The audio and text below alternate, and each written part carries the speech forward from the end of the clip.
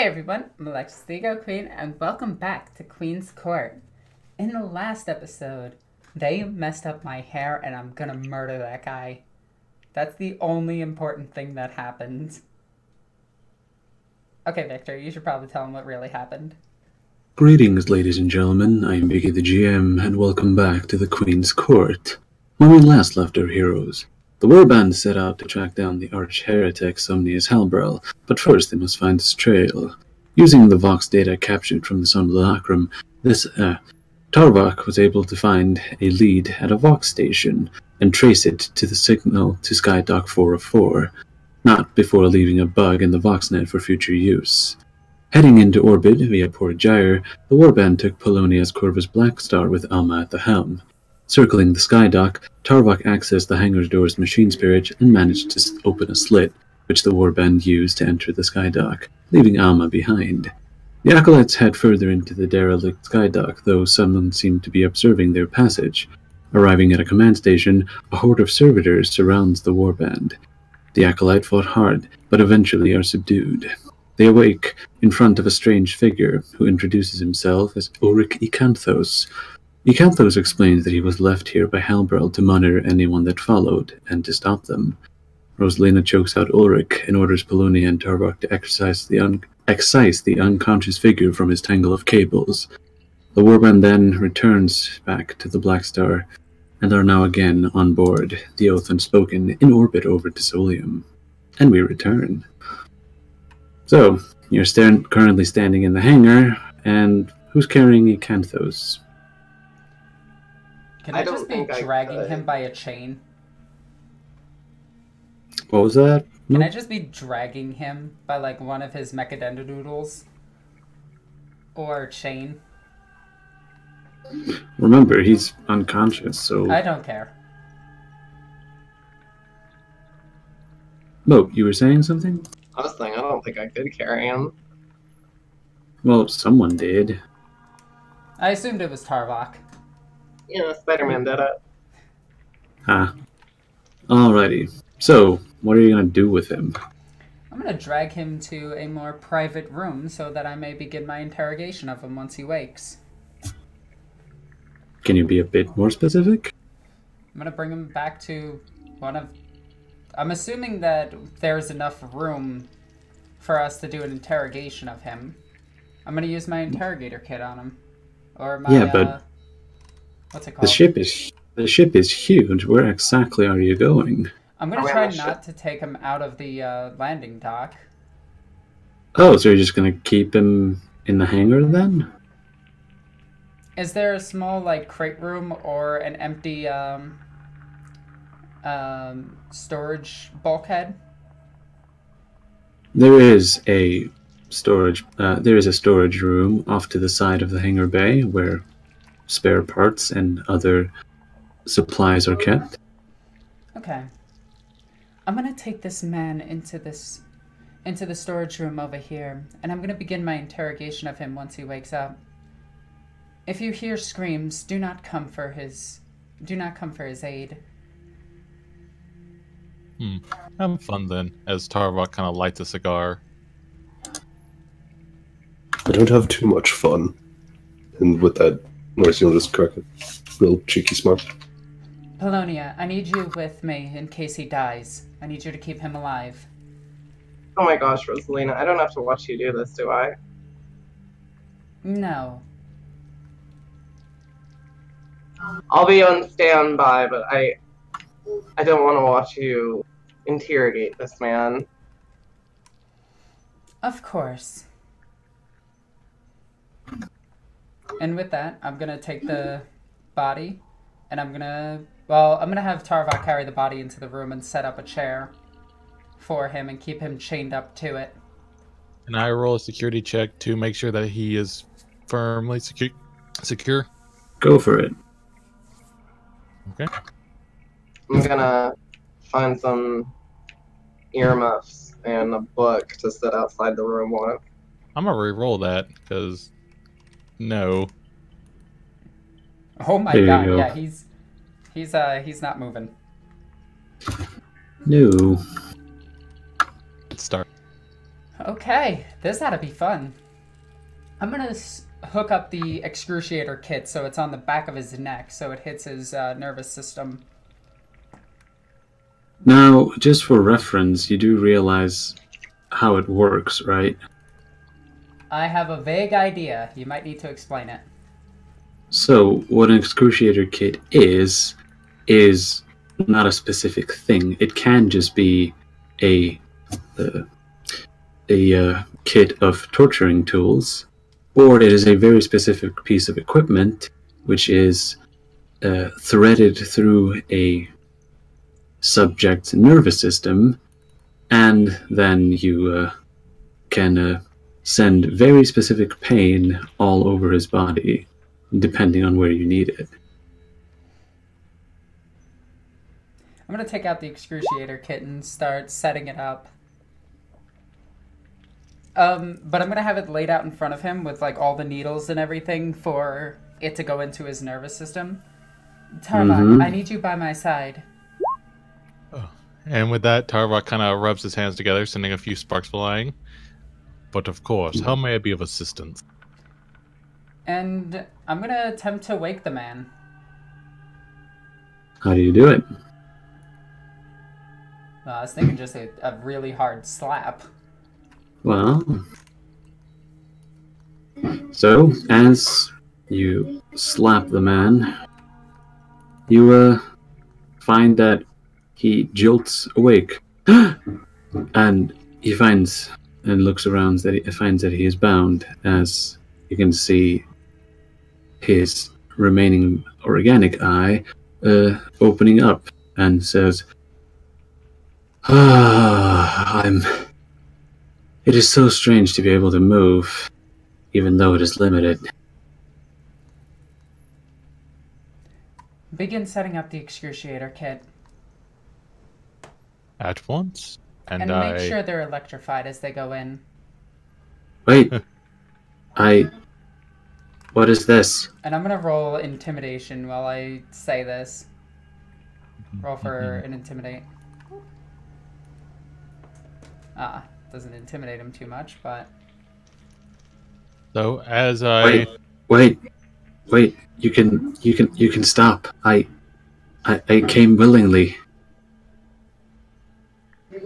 Proceed, Tarvok. And with that, as I start injecting him, I apply a controlled shock. Nothing, just merely warming him up as I insert the device. Oh yeah, I also have only one servo skull with me that's recording this whole thing. Mm-hmm. And I'm simply recording the audio. Yeah, and you count those jolts as you get shocked. Alright, the device has been implemented at your disposal. He is at your disposal, Interrogator. Okay. You're gonna tell me about Halbrow. Everything about Halbrow. You seem to be under some illusion that I will resist.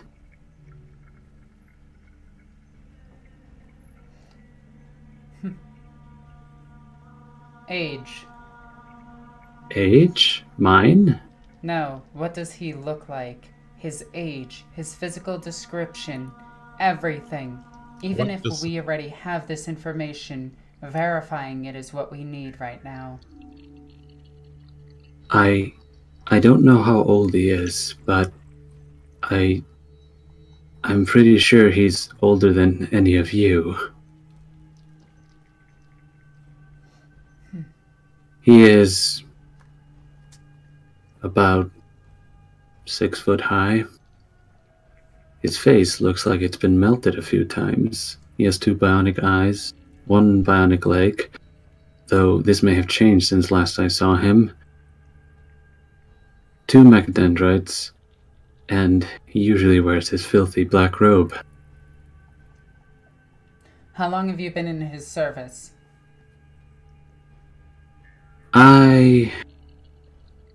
Do I count the time I was stuck? Yes. For about 2 years. And how did you become his accomplice? Accomplice is a strong word. I was working. I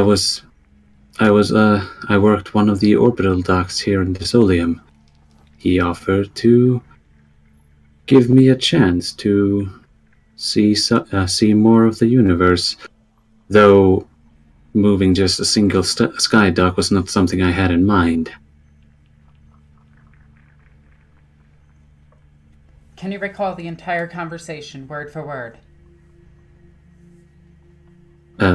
With him? Yes.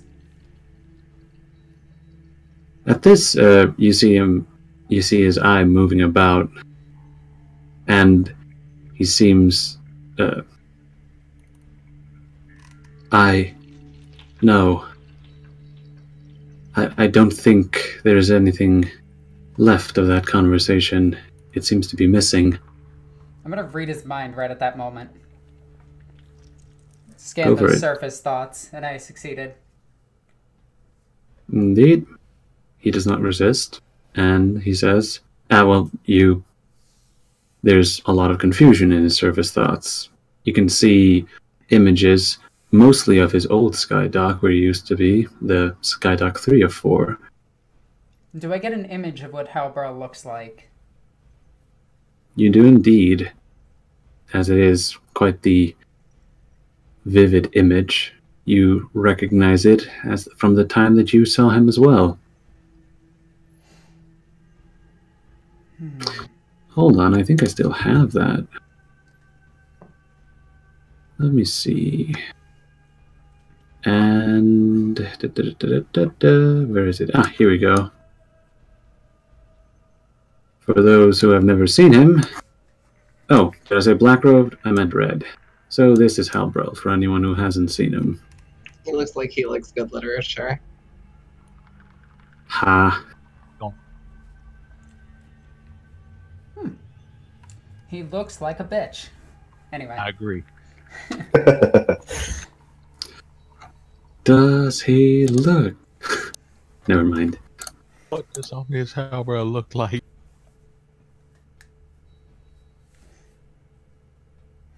Oh, if He's anybody has bionic. any questions, please just type them in the side. Like that would greatly help me right now. We need to know where he is. His last location. The last transmission he sent was before he departed aboard the Sanctic Surety. Did he mention where he was heading? No, he did not. And as I told you before, I'm sure that the that the Skydock, that the master of the Skydock has all information that is needed and intended destination.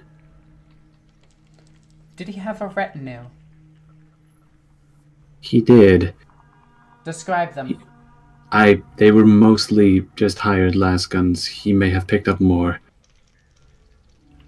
Markings on these people. Some mercenary group that I did not recognize. More details. I don't recognize them. I can describe them if you want. Go ahead. They had strange black face masks and implants that I did not recognize. They were not Imperial. Where were these guns hired from? I don't know. I think they have some faceless trade connection. Oh, I didn't scrutinize that. Halbrel I will seemed never be able to scrutinize anybody. Halbrel seemed to have a working relationship with them. Tell me about the rogue machine spirit aboard the ship. Was that Halbrel's doing or yours? That was him. He set it up to clear the station out, and then once he made sure that nobody claimed the thing, he used it as a base.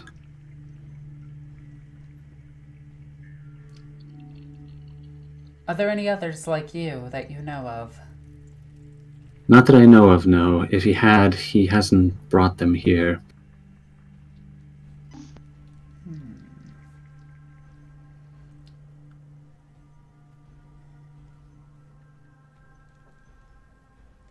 We've already got the answer to that. Did you hear any inhuman noises while working with him? Inhuman?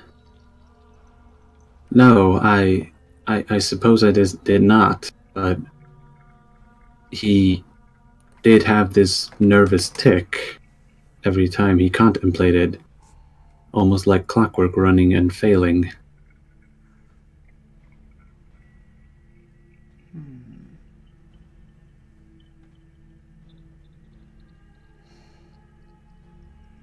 What were your intentions after being freed? If possible, to go back to my old life. I did not want that. Even if I can, I'm not sure I am legal anymore.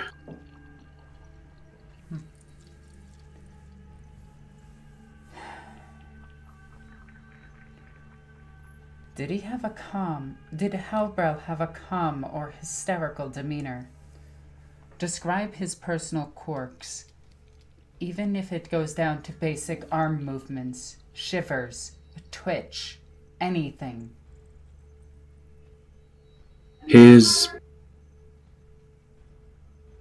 was very cold, calculating. He spoke with a hiss. Every time he did, his bionic claw moved as though it were typing.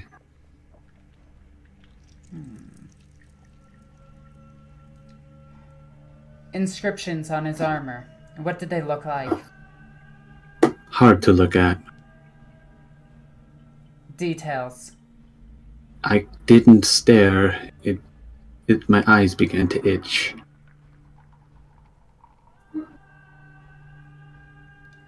If you were to fathom what they looked like, describe it.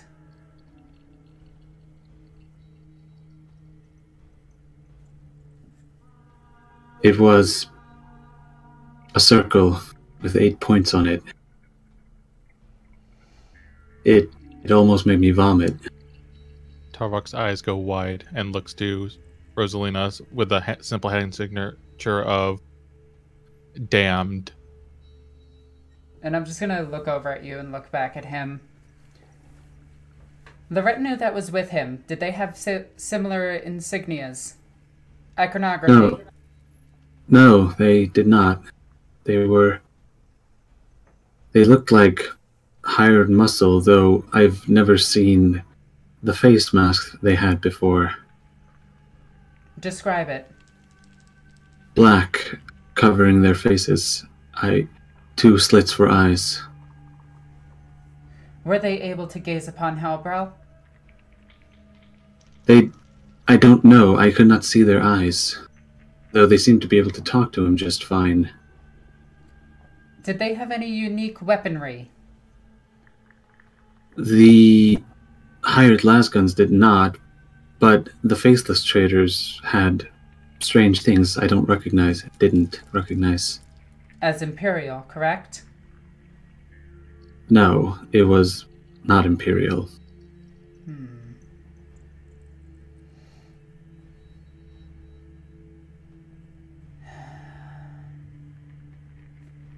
Is this all of the information that you can give us at this time?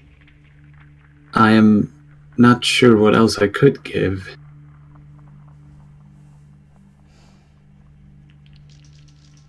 I'm going to look over to Tarvok.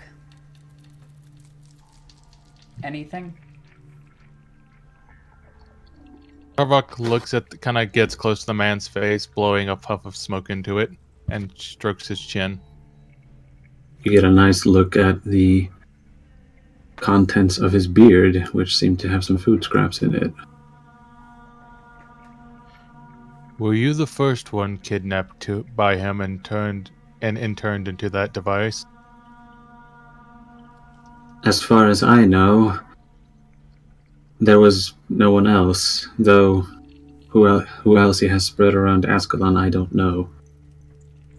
Kind of waving his head back and forth, Tarvok looks at him and says, "And why do you think you were chosen above anyone else?" Random chance? No such thing, sir. Everything's a factor. I could not tell you. I had rudimentary implants, which he built upon, and that's about it. So you have no time, ma'am? Remove the excruciator kit. At once, and he does so, quickly and efficiently. Do you have any more questions for this man? None that I can think of. I would much rather be getting ready and trying to find him. Very well. For your crimes against the throne, I cast the Excommunicatus Traitoris, and I'm going to pull my bolt pistol out. Your sentence? Wait. He was just objecting, but you can keep going. Your sentence is death. How do you plea? Guilty in the eyes of the Emperor. And I'm going to pull the trigger and kill him.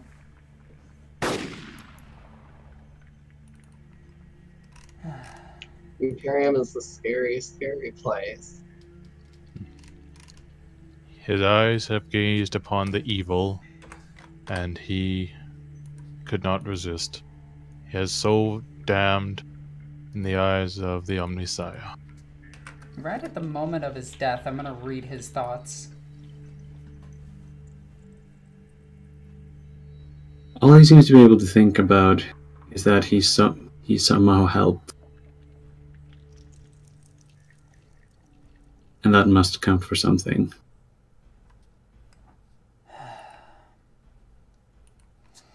No insanity for experiencing the fear of a man about to die. Well, you do have to roll another willpower test. And Rosalina's done this before. That is true. Do you have resistance fear? Yeah. Yeah, you're fine. You didn't even need it. I have resistance fear, jaded, adamantium faith. I don't get scared.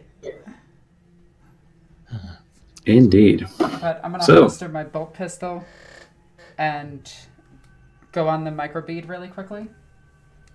The deed is done. Send a crew to clean this up. Rosalina? Throw him into the void. Yes. If I may, I'd like to have my servitor do it. I'd rather not these people not to be exposed to this.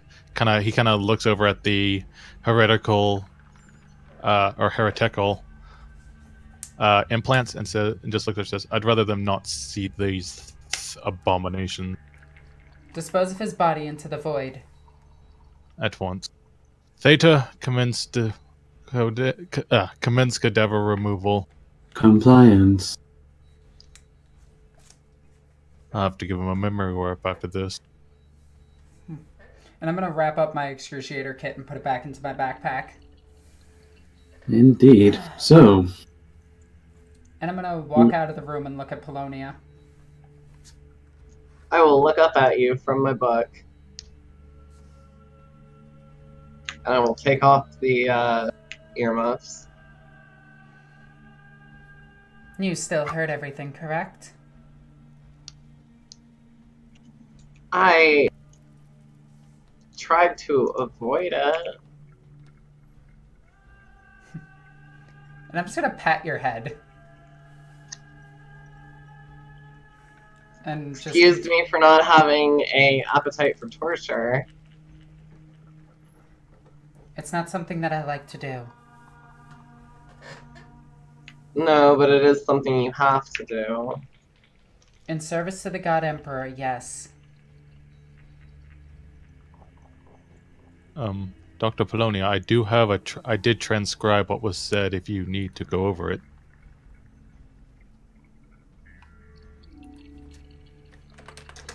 Minus the bloody bits.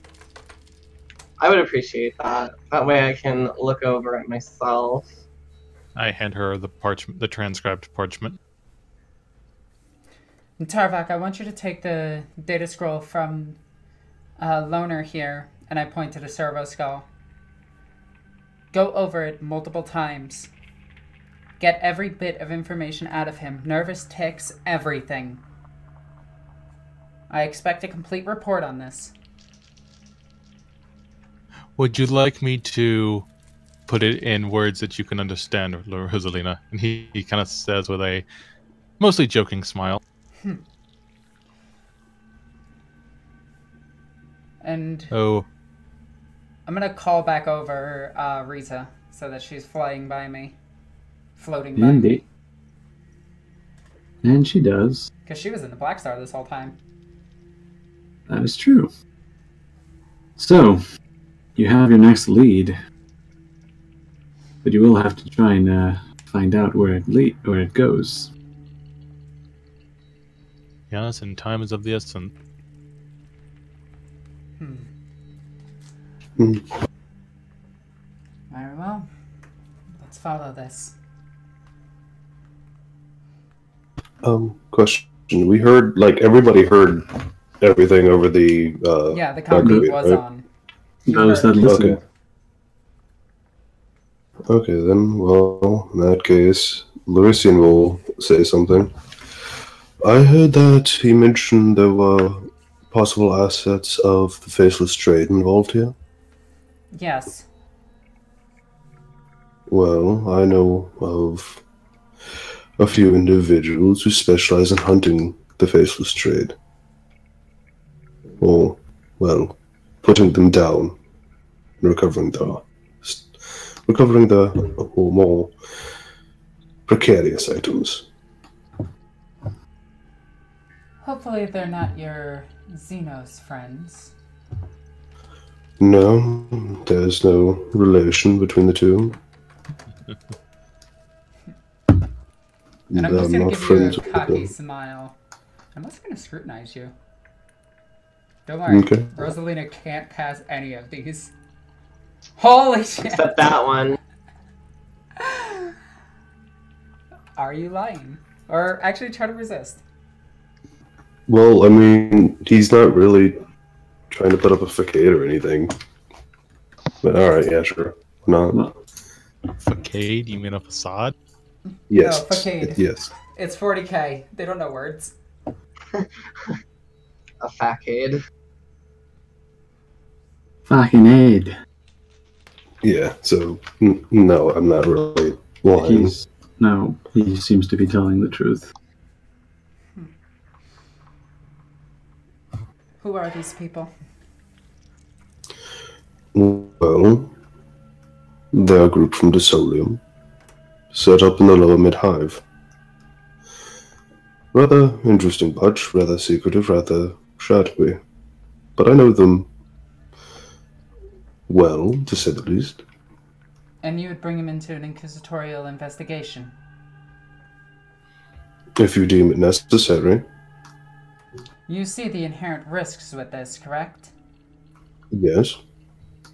You do know that any retinue that assists in the investigation will have to be put down, or memory wiped.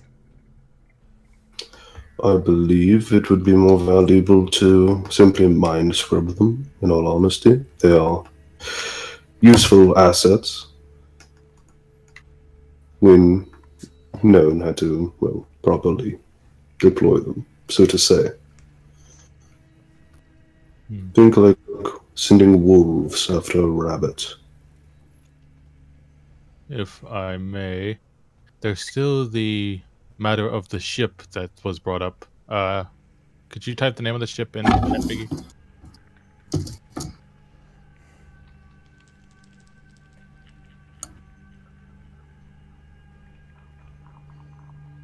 There's still the matter of the ship he's traveling on, the Sanctic Surety. I'm not sure we have time to make it back down to the Solium, gather these people, and then come back. Is there a cogitator nearby, Biggie? There is a There's yes, there is a cogitator near one of the doors, which you can use to access the ship. Well, sorry.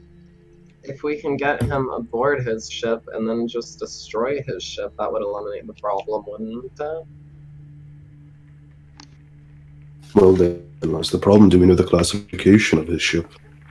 That was going to be my next question. That, all that Ecanthos gave up is that it was a sprint trader, meaning it's most likely a small, fast ship. If we approach an Imperial Navy officers, we can more than likely get records of all ships that entered Desolium within the past few years. We just need to find one that matches it. In fact, it's not the Navy that handles it, it's the Master of the Skydock that would. And even then, you wouldn't have to go directly to him. That is why I'm going to the cogitator. Oh, off the ship? Yes. You're going to try and access a Skydock? That's...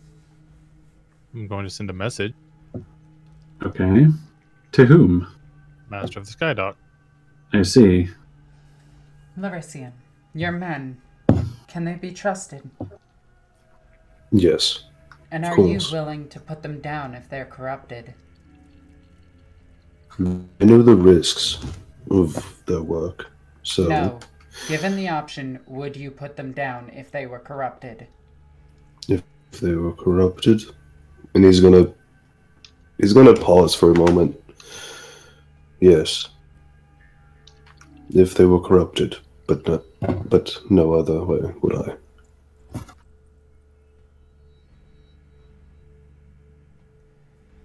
Very well. Have your men start searching for these people.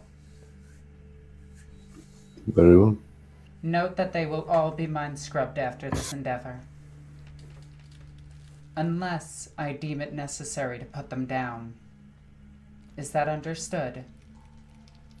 Yes, and I will only tell a few of it, so there will be no need to put them all down. Good. Well, And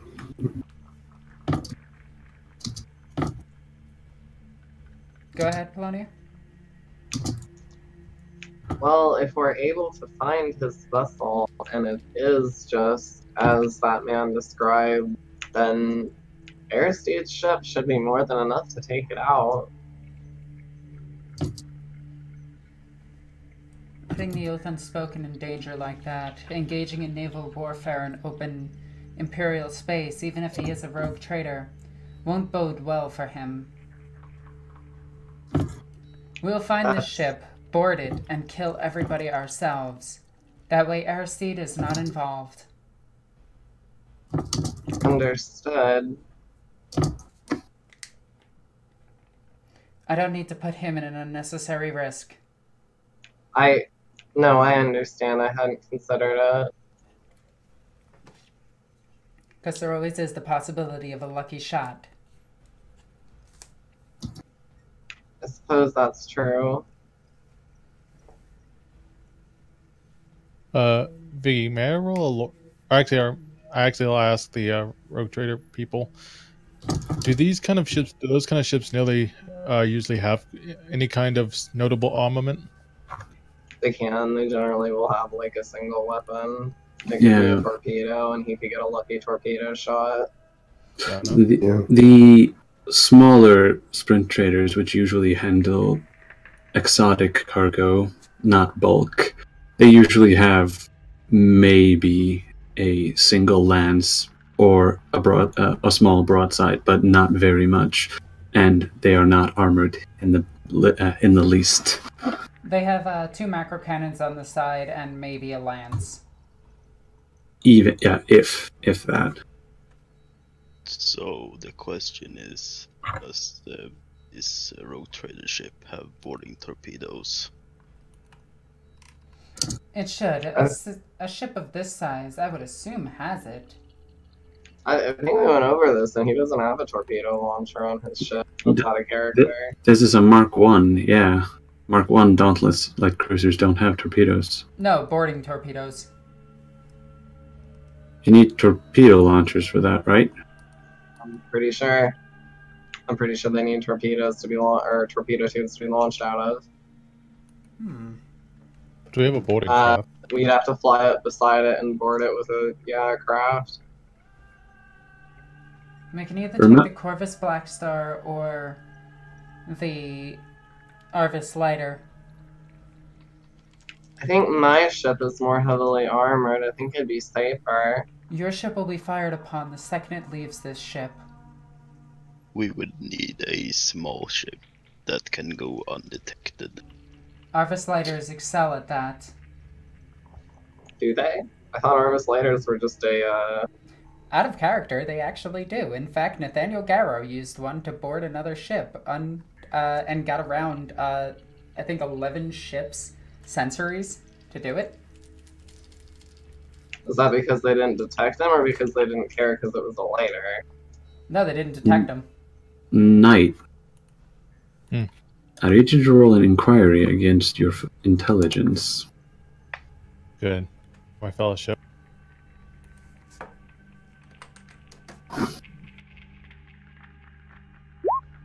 Damn. I'm gonna try one. I guess I'll use my other reroll. Got it.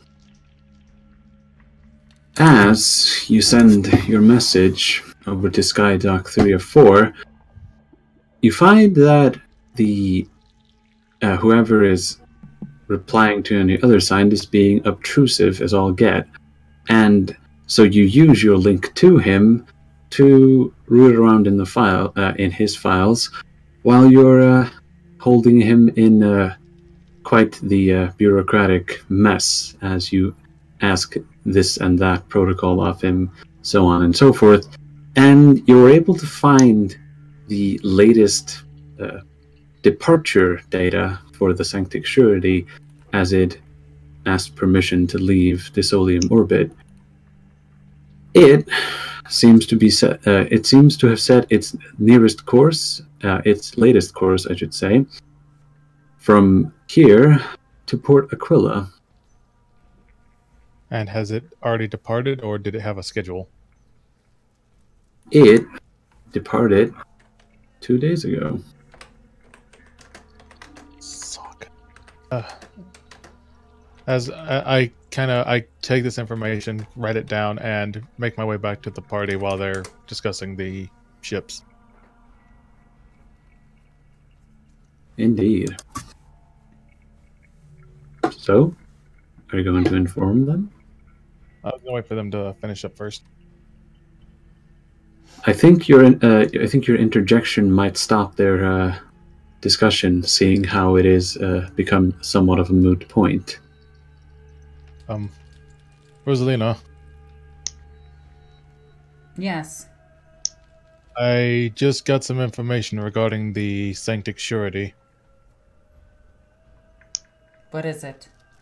2 days ago, the ship requested permission to leave Disolium orbit, and this was 2 days ago, and it seems to be making its way to Port Aquila. So we'll have to make a jump to Port Aquila. Polonia, can you inform the captain? Yeah, I'll get right on it. I'll talk to Aristide about it. And with that, I'll stand up and start walking towards either his quarters or the bridge, wherever would be appropriate. Indeed. You check his quarters, he is not there, and make your way to the bridge. You find him lounging in the command throne. Aristide, do you have a moment? Oh, Thalia, I was just thinking about you. You're too sweet. But, I've been talking to Rosalina, and she wants us to put in for Port Aquila. Oh, and is this a business trip or for pleasure? Well, for her it's business, but that is where you're from, isn't it?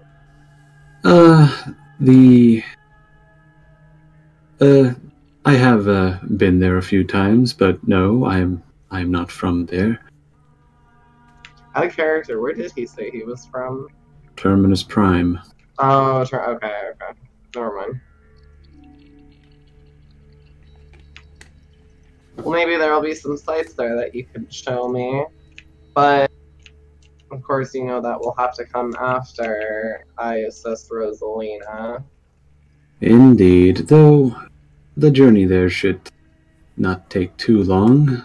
I believe it is a 2-week travel, subjective, if I'm not mistaken. It's shorter than the trip to Forelise was. Indeed, and with that, he lights up the hololith. Oh, meow.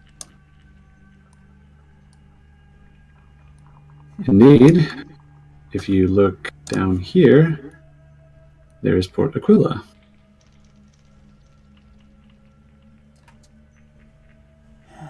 Oh yeah, that's close to us. And it is indeed in the same subsector.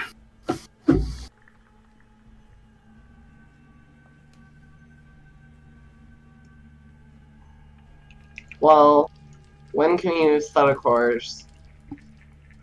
I can leave at the end of the evening cycle. Fantastic. Well, when I see, I'm going to go find Rosalina again and let her know, and then I'll talk to you later tonight. Will do. And with that, I will start walking back towards Rosalina. Indeed. So, are you still? Is the rest still in the hangar, or are you going to move to a more comfortable location? I'm gonna head to... Yeah, I'm just gonna head to the room that I have prepared on this ship. You mean your room? Yeah. Well, it's technically not mine, it's Aristide's, but yeah. Well, I mean, you are being lent it until such a time that you are not being lent it. Yeah. I'm heading to the Dronals for a recap and research. Indeed. So, go ahead, Nibble. I was going to say I was going to start heading towards the bridge. Indeed. And, does anyone want to do anything before Noble does his scene? Good. Yeah, same. Good. And with that, Larisian arrives on the bridge, where Aristide is busy barking out orders, getting the vessel ready to depart. I'll essentially just stand back and I'll wait for him to finish and everything just to wrap up and get to a calm point. Indeed. As orders have been pushed out, and the bridge starts, and the bridge is in full motion, Aristide glances behind the command throne and sees Larisian standing there as he turns about and says, "Ah, Master Thassalar, may I assist?" Ah, yes. I actually wanted to learn with you, Aristide. I see, and he steps down the stairs leading up to the command throne, coming face to face with Larisian. I would like to apologize to you, but I haven't been exactly the most honest with you. No. My name isn't Ulrich Thassalar. In fact, well, I went under this guise because of my real name, Larisian Serena. And with that, he'll give a small bow.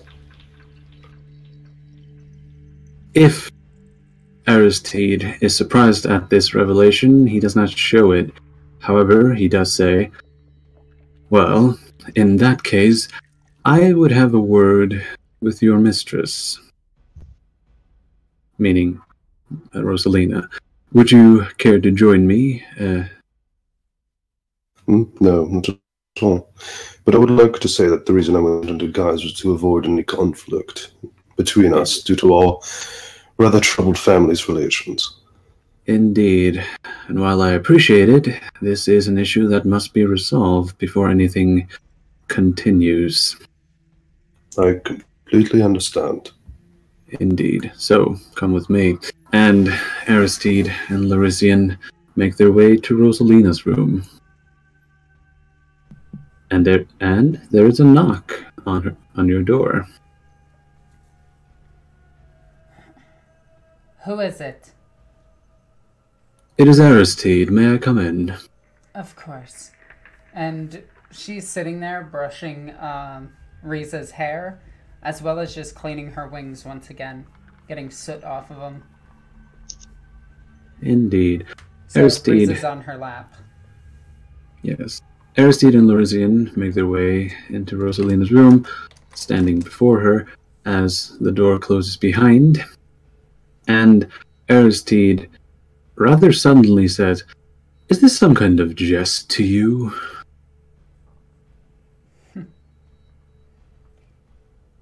Riza. And I'm going to direct Riza to rise. She does, floating into the midair. Oh, did he finally tell you? I have known for some time, though I was wondering when he would come forward. You knew. You are in no position to be making accusations. And what are you implying by that? What I'm saying is that this is a matter that is sensitive, and I need to know, did you think this some kind of joke? I don't joke. Really? Because bringing a arch rival of mine onto my ship seems to be quite funny to you. If it is, the humor is lost. He is nothing more than a servant of our mutual beneficiary. And how exactly do you know he does not hold any former allegiances? Because I've given orders to Marino to take him down, if necessary. Marino cannot be everywhere at once on this ship. Larisian, do you swear an oath of moment that you will not harm this man? And I'm going to hold out Lioness. Well, I will swear it under the condition that he does not attempt to harm me either indirectly or directly. That wasn't the oath.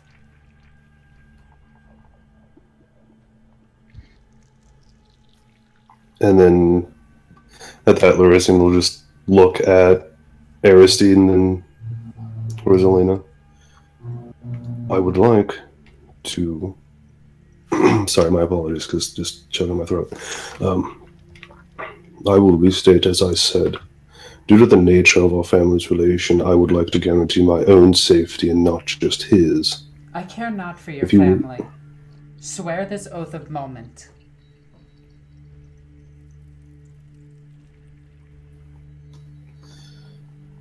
And I'm going to look at Aristide when I say this to gauge his reaction.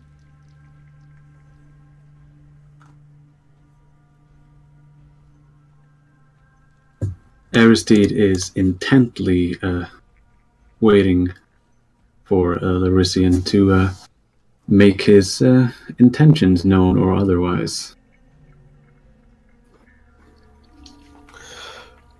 And at that, he's just going to have a rather... I'm very bad with words. Well, anyway, he'll... Yeah. Just say that he does it. If you don't want to phrase it out. Yeah, he'll do it. And with that, Larisian swears that he will not harm Aristide. And I'm going to start folding back Lioness and putting it into its scabbard. With that little issue out of the way, you said something about going to Port Aquila. Thalia mentioned it earlier. Yes, we're hunting down somebody. That is all the information I can give you. Indeed, and I would rather not have any more information. plausible deniability is a wonderful thing. That is true. Oh. And Aristide, Yes? do me a favor. Don't kill an acolyte. Why ever would you think I'd do that?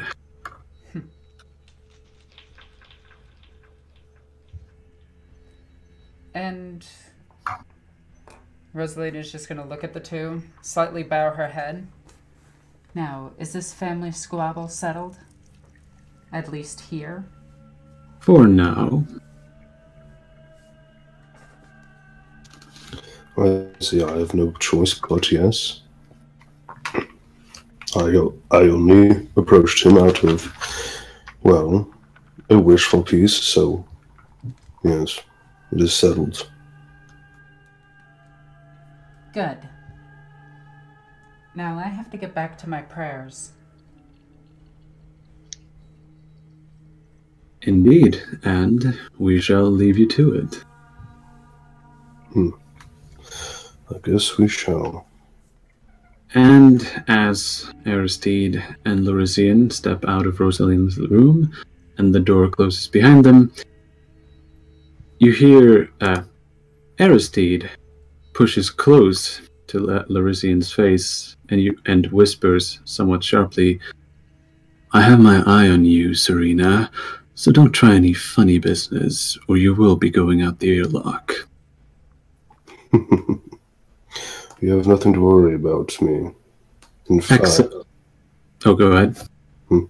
In fact, I wished to speak with you on more peaceful terms, and this is what I was afraid of, that you would be more aggressive, especially given mine and your personal history. And that he's going to smile a little bit and shoot a little glance downwards. Is it obvious that you're looking at his leg? No, he's not making it that obvious. No, he's not making it obvious that he's looking at his leg. He's just shooting a short glance. You're unable to be aware of this. Oh, you meant for him? Yeah. Let me see. What is his awareness? Does he even have it? He does, but only one pip in it.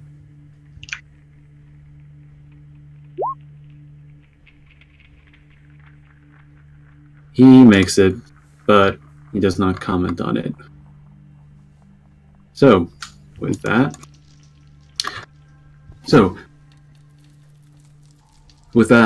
Aristide pulls back and puts on his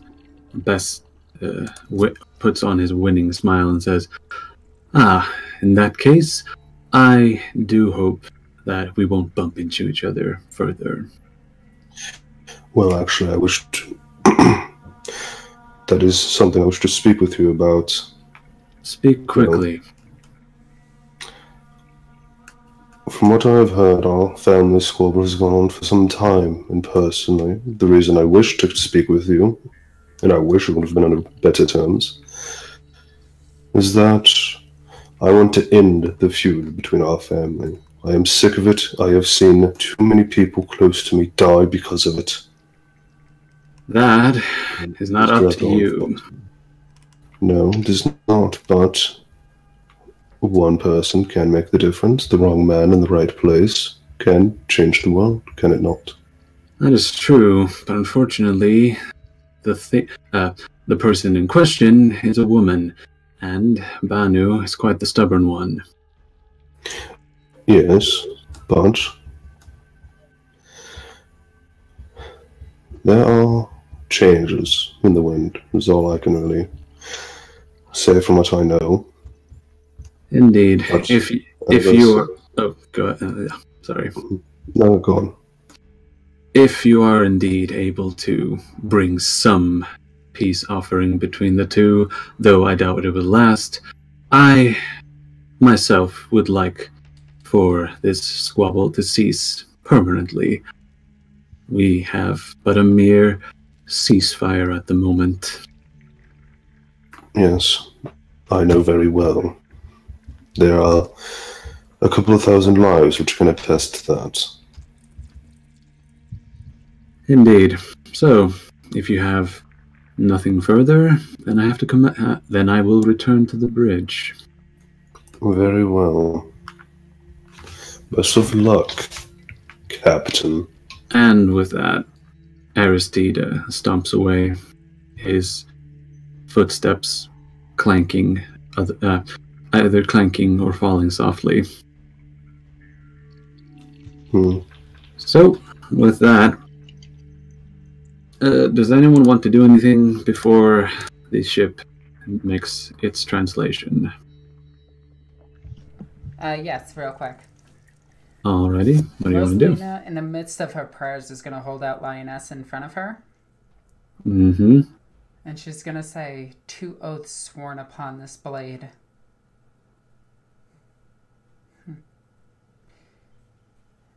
And she's just going to look at Riza, who's just floating above her. Indeed. With Archaeotech Loudhailer in hand. I picture when Riza gets bored, she actually just puts down the Archaeotech Loudhailer and just sits on it. Yeah. She doesn't crush it or anything because the grav generator's passively working. Yeah.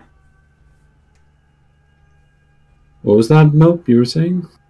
So, later that night, when I see Aristide, is he composed or upset? Roll scrutiny against Fellowship.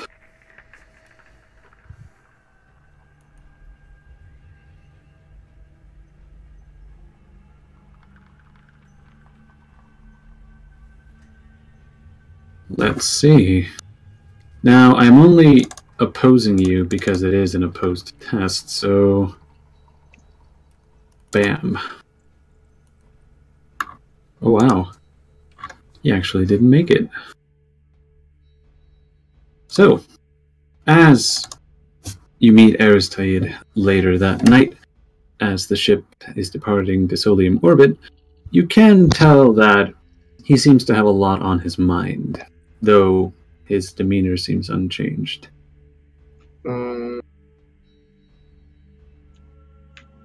I'll ask him if he wants to talk about it. Talk about what? It's just, you seem like you have a lot on your mind. I do, and I'm not sure which topic of discussion you are referring to.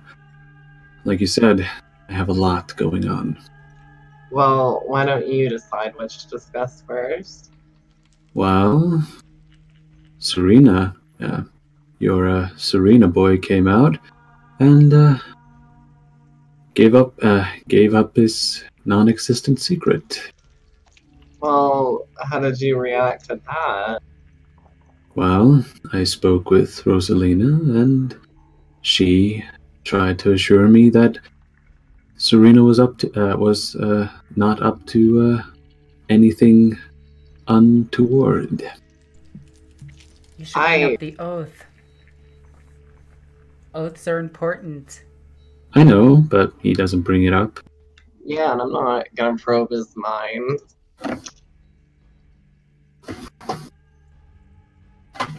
Do you believe him? Do I believe him? No, I'm inclined not to.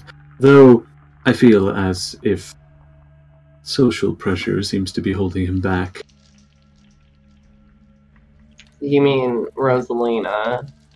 Well, this is a little game of regicide, and I believe I have made the right moves to... What is the chess move called when you put a piece to defend another one? Rocade. Rocade. I feel I have put pieces into position to rocade him, at least to hamper his movements. That's good, I think.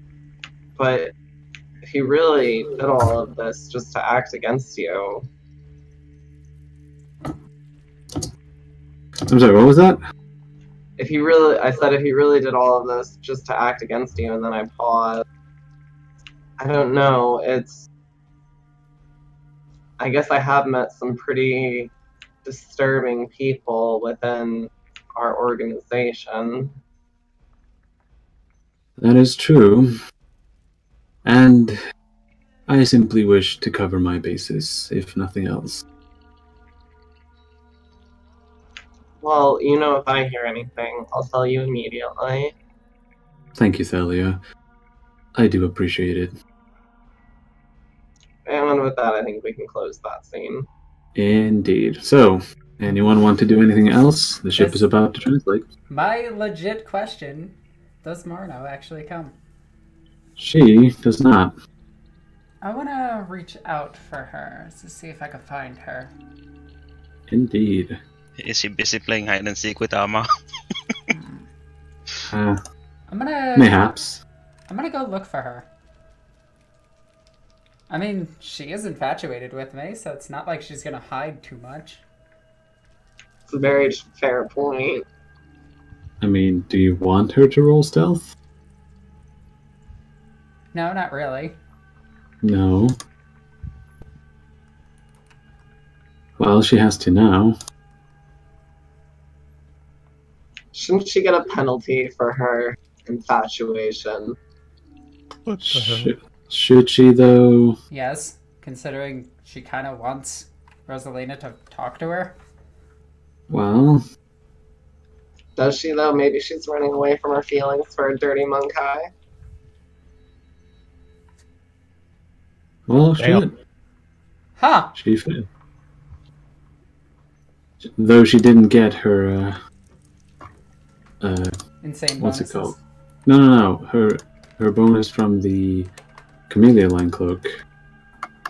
I just stopped. For some reason, I didn't put it in. Then she would have won. No, she wouldn't have. She would have needed an 87, and she would have failed either way. Oh. Is Rosalina walking around the ship? She's walking towards one of the darker corridors that she knows Morno likes to hide at. Indeed. As you are walking around, you're walking around in the hallways, and you find one of the entrances to the Drunnels. And what did I call that place? Which place? The one you and Larisian drink in. It was just a bar at the Drunnels. Fair enough. I guess I didn't have a name for it. Well, in any case, The Rusty you find... Spittoon. Please no. No, it is not called that.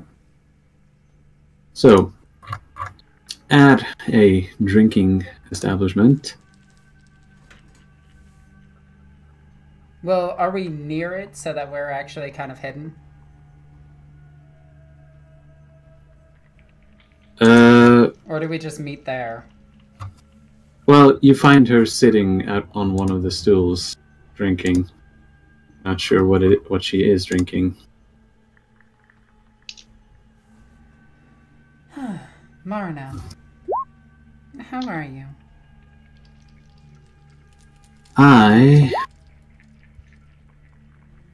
I'm not sure. Wait, do you wanna Mope to do the character, or you? Nah, I think I got this. I'm gonna reach out and pet her ear again. She flinches away from that. And I'm just gonna crack a smile at that. Please don't do that. Well, like I said, it's a sign of trust. I reach my dominant hand out towards you. At any moment, you could easily disarm me. Quite literally, in your case. She looks at you, and her black alien eyes are strange to look upon. Do you find this funny? I must say, I find Monkey humor to be strange. It never seems to fit mine. I can't say I'm one for too much humor, but suffice. Oh, by the way, So- I don't have Riza or the Skulls with me. No. So why are you playing this little game?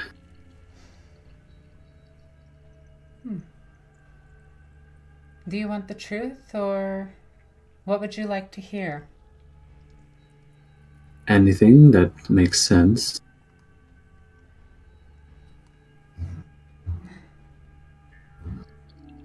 Truth is, I feel you're the only one I can really talk to. Hold on. And with that, I'm gonna roll a charm. She's gonna roll scrutiny. I am actually being legitimate. I'm gonna burn a fate. I'm gonna spend a fate point for it.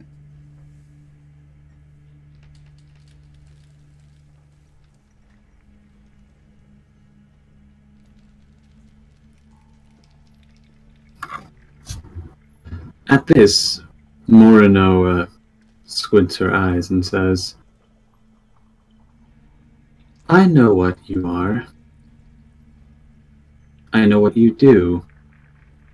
And you are only using me when the chance is, when you need me. And you probably wouldn't hesitate to burn me or do something else if the chance arose. Initially, yes, you're completely right. But I almost feel a kinship with you. At this, Morino bursts into nasally laughter, and you see some of her drink spilling out. I'm not sure if that was meant to be a joke, but that was funny.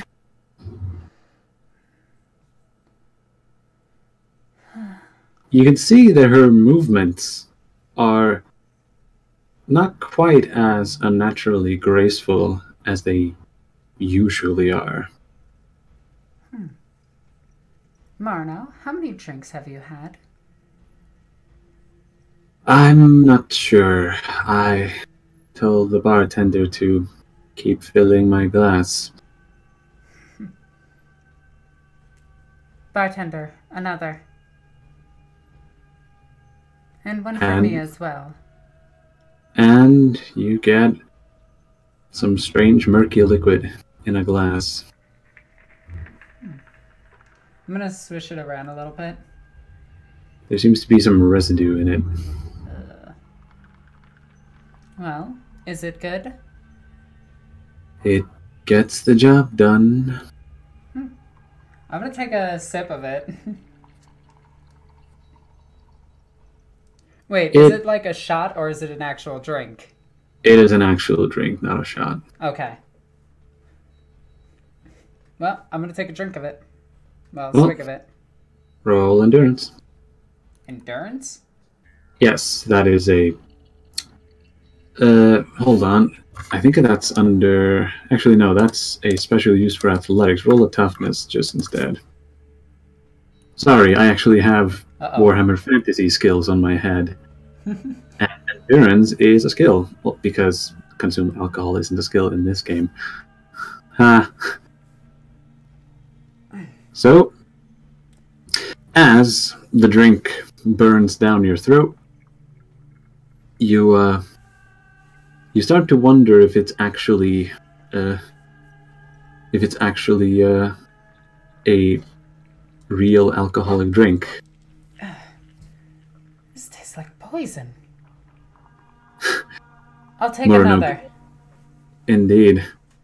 Morino giggles at this and says, "Oh, you haven't heard? The rot gut they have here is positively poisonous."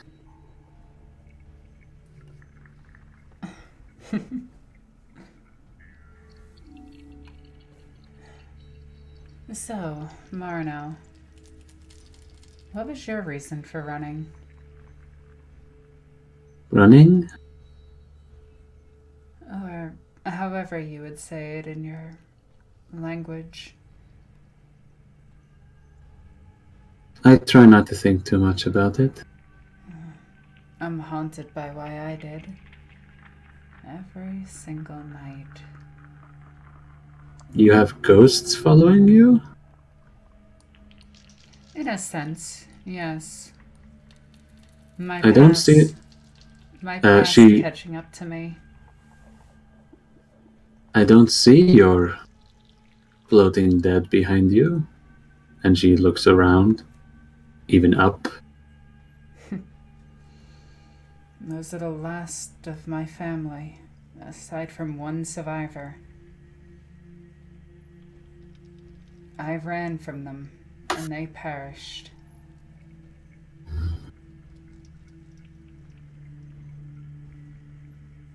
You know what that does to a person?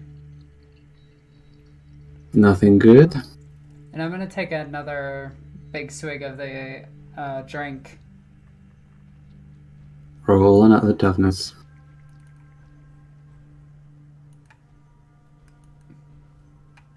Ooh.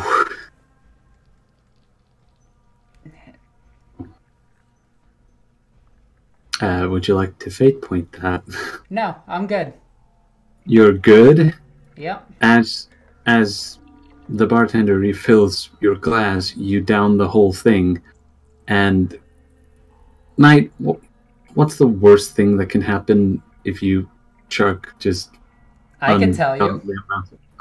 amount of alcohol? I can actually tell you. I've been this drunk before. It's really fun. Throw up a What? core lot. I don't think I'd be at the point of puking yet, I mean, this is but I would be really... severely intoxicated. So I wouldn't be able to Yeah. see, talk, or do anything straight. Get it? Yeah. Straight. I Anyway, think you could anyway. and I'm just gonna look at Marno and just be like, those ghosts you put it, if they're the only thing keeping my sanity. Without Riza, I don't know what I would do. I don't think I'd have the strength to carry on. Well, it's good you don't have to carry her then. And I'm just gonna like slightly lean on her. Indeed. You actually, as you lean on Morano, she fails to push against your lean and simply topples out of her chair. I didn't lean on her that hard. Jesus. She didn't resist. I'm gonna At fall all. on top of her. Like legit, arms against her, like near her neck, face to face. Please don't do that. Wait, is that Marno saying that or you? That is her. And I need you to roll another toughness.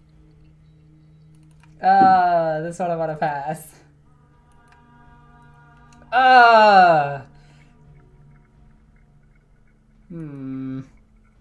I'm gonna spend one to try to get. Oh, damn it. And here comes the drink. Oh, no, do not do that. That is disgusting. Oh my gosh. No, that Yeah. is so gross. Fantastic. Yeah, That's so yeah, funny. yeah, you just threw up on an Eldar. I mean, it's only As- 2 drinks, so it's not much. Yeah, but I'm pretty sure you had some food in your stomach, that is. No, not yet. You're telling me that she hasn't eaten for days? Yeah, just about. I mean, she hasn't eaten in like a day or so, so there wouldn't be too Wow. much food scraps. Bile it is. Where do I puke? Like, do I puke on her chest? Because that wouldn't be too bad. Roll a hit location. Oh my Well, Vicky, what god. you could do is flip the toughness roll. What? You could just flip the toughness roll. Oh yeah, I could. Yeah, do so, that instead. So 46, yeah, you puke all over her, over her waistcoat. I'm just gonna look at her before, like, slightly pass out and just be like, I'm so sorry. Wait, roll another toughness to see if you pass out on her chest puke. Okay, you don't. You managed to stay long enough to move. And with that, you're out. I'm just gonna collapse on her, like, holding her. She has puke on her. I don't care. Knocked out and drunk. There's no puke in your face. And Not if I hair. lay on her upper chest. You puked on her upper chest. Nuh-uh, it's just her chest. You I'd have a puked on little her bit of body. Good enough. We're gonna fade to black now. Well, what does Marno do with me? She doesn't do anything. She's still laying there with puke on her as you black out. On top of her? Yeah, you're gonna find out what happens later. Oh, jeez. Great. I'm gonna get raped by an Eldar. Oh god. Oh dear.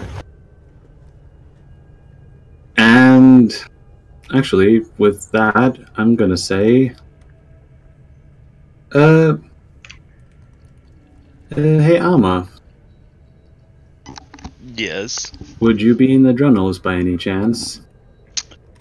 mayhaps. Indeed. I need you to roll for me. Actually, you don't need to roll an awareness test. As you're walking about in the Drunnels, inspecting the various items for sale, you... Oh, is Marno knocked out at this point? She is. Alma, you note that there is a strange bundle of figures laying in a heap in front of a drinking establishment, and you recognize one of them being Rosalina. She seems to have her face lying in her own puke on top of a Xeno. Alma is going to take his hand and he's going to smack his forehead as hard as he can.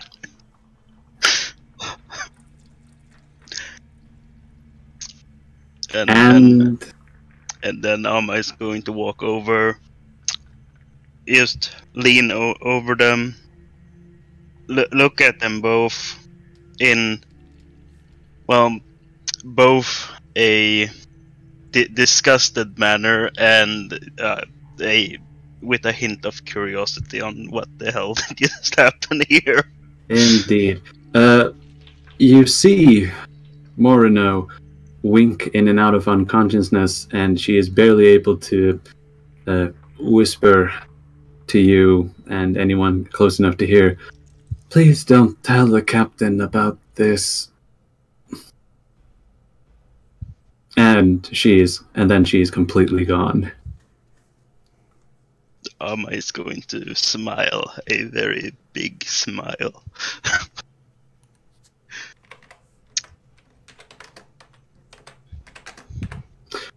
And you actually hear the bartender asking from behind the counter, and he says, "You need some help cleaning that up?" Well, yes, most assuredly.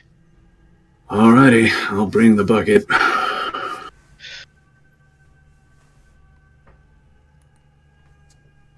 So, the bartender does what he can to clean off the puked up Xeno with a damp rag as much as he can, and he asks, "Do you actually know where either of them go?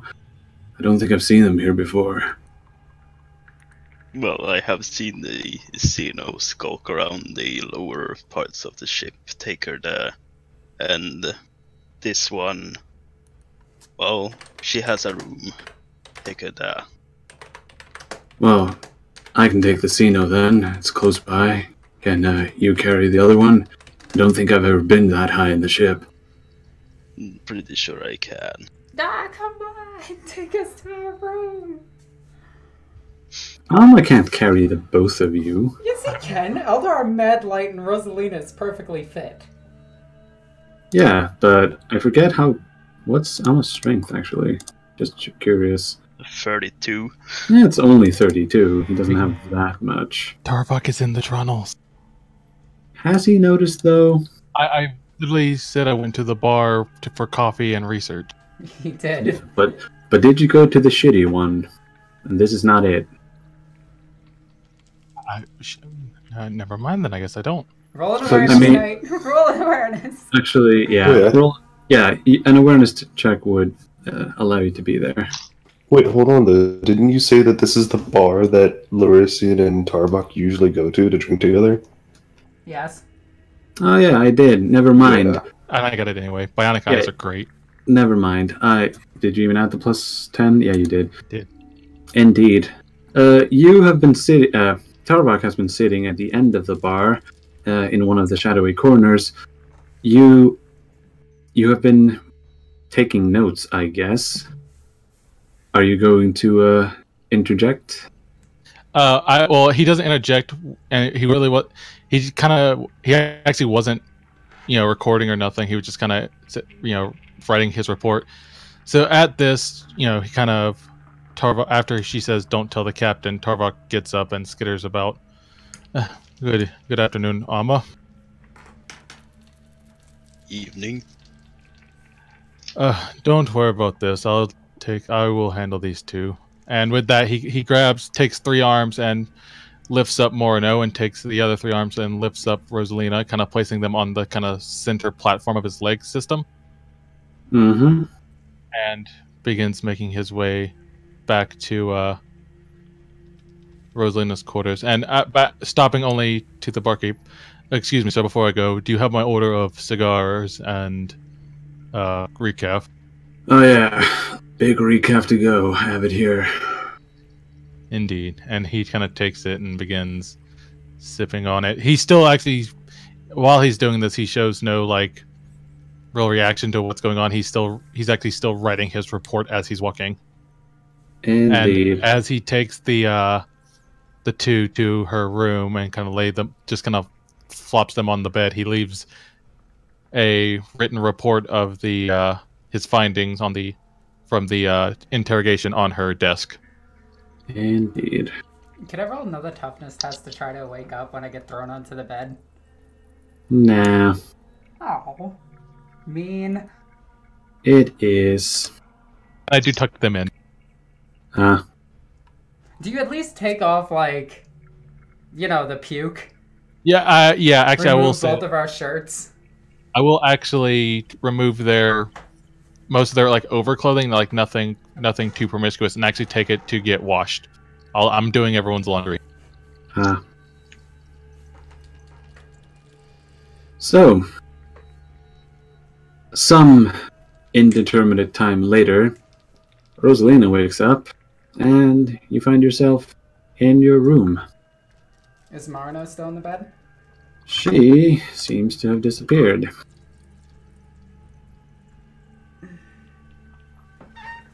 Check your face for lipstick. What is this What? weird taste in my mouth? Do I have to roll toughness to see if I'm still hungover? No. Actually, yeah. Roll toughness to see if you're, how hungover you are. Pretty hungover. Pretty. Your head is pounding. Actually, I have no way to describe a hangover. Oh, I do. I've had plenty of my time. Well, describe one.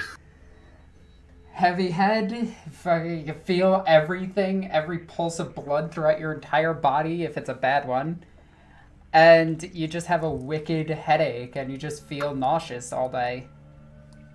Indeed. Does this place So- have pickled vegetable juice? Probably not. And I'm just gonna look around the room. How did I get here? Indeed. You know Riza flying about. She seems to be examining your latest artifacts. Where's my clothes? They seem to be missing. You're currently in your underwear. Damn. I'm gonna go on my microbead really quickly. Yes? And I'm heavily considering, reaching out for somebody. And then I'm just gonna take it off and put it on the bed. or put it back on the desk and take a look at the report and just be like, I'll read this later. What? And Wait, Tarvok was here. And then I'm actually going to reach out for Tarvok. Tarvok, it's Rosalina. Oh, yeah, yes. Last night, what happened? Well, you went to go fondle the Eldar. From what it looked like, you were placing your hands over on her ears. You then proceeded to drink with her. You could not hold your liquor, as it were. You kind of toppled onto her on the ground, proceeded to vomit on her and pass out. She then proceeded to pass out as well, the alcohol taking its hold. Oh, damn it. Okay. Were there witnesses? Plenty. I'm not gonna live this one down, am I? It depends. Would you like to live it? Would you like to live it down? Please tell me the Eldar didn't remove my clothing. No, ma'am, I did. It was stained. And it needed to be washed before it set in. Okay. Alright. I'm gonna do my morning prayers and routines. Just very well. Just for your information, the witnesses were generally workers, a few voidsmen, and Amma. Did any of them know me? Or know of me? Besides Amma, they probably have heard of you or seen you around before. Our faces are not... We are not very inconspicuous or unknown aboard the ship, but as for knowing on a more personal level, I cannot say. Good enough. Oh, I need to apologize to her. And I say that out loud by accident. Are you okay, Rosalina? I'm fine.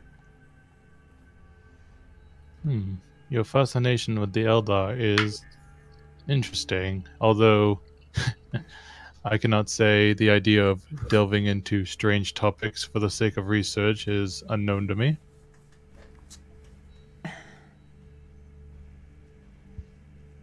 I don't understand what you're saying. Strange fascination? No. What? You do not... I just assumed you were getting close to her to learn her secrets so that it may assist in the future combating of them.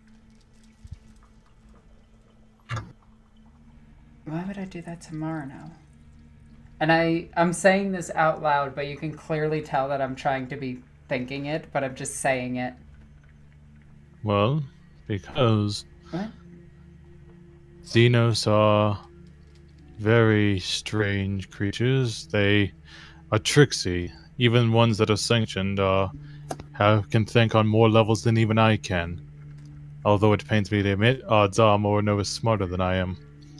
So to be able to figure out their motivations and what's going on through their head is near impossible. Do you think Polonia has anything to treat a hangover? As someone who has intoxicated himself a few times, I would say she would. You should go visit her, get a checkup, make sure, and also make sure none of your stuff was stolen. And with that, I'm gonna actually look for my sword. it's on your bed counter? Oh, way to be lame. Why? You could have had some fun with that. I did. Fun fact, this is what I tell people at work. My backpack. Is my backpack there? It is. Melt a gun on the side of it? Yes. brazier. Your weapons are there. It's just your clothing that's missing.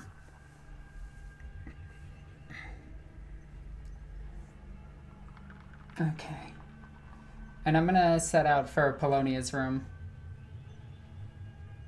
Half naked? Well, I'm gonna get dressed. I'm just not What gonna have time of the armor. day is it? It's in the morning. How the hell did I wake up in the morning? I don't know. Wow, Creepy. that's impressive. Passed out earlier. It's probably like 10 o'clock when you puked and passed out at the bar. Fair enough. Alright, after I get dressed, I'm gonna head over to Polonia. Yeah, I wouldn't be at my room. Where is this girl? And I'm gonna go on my microbead. Polonia, where are you? After a few moments, I'll respond and say, I'm in Aristide's room. What's going on? Oh. Never mind. Have fun. Oh, I'm just waking up. Is there something you needed? No. And with that, I will turn off the microbead. Indeed. Victor, I sent Theta 1 to bring her Nally cleanse clothes. Indeed. So, you haven't left your room, have you, Alexis? I'm actually in the hall outside Polonia's quarters. Indeed. You see a servitor plunking down the hallway. You note that it is Tyrbox's personal one. And, as he scans you, he says, "Your items have been delivered," and he holds them out between his two massive hands. I'm gonna take them and just look at the machine, like, confused. And he then makes an about face and starts plodding back again, no doubt to where Tarbok is. Is Amma anywhere near me? Because it would be really funny.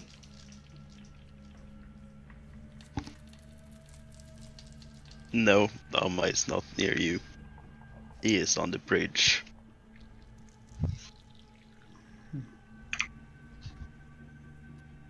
Is anybody else in their quarters? Rocket. I, for once, would be in mine instead of in the hangar.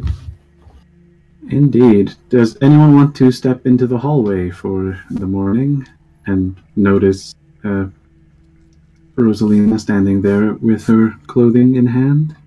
Also, my hat isn't on. Sure. Larisian, did you? Sure. As you step into the hallway, you see Rosalina standing there with washed and folded clothing in her hand. It seems to be quite the handful. Do you require any assistance, Rosalina, or are you simply returning from doing your own laundry? I would never do my own laundry. I see. No, I'm fine. Just a bit of a headache is all. I'm gonna scrutinize her. Go for it.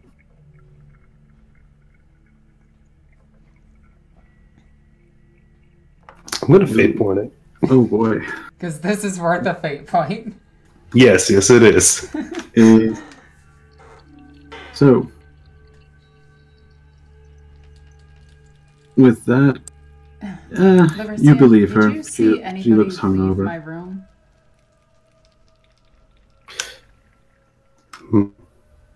Would I have, Viggy? Well, that depends. Roll for me an awareness test. No aspects. Okay. Alrighty.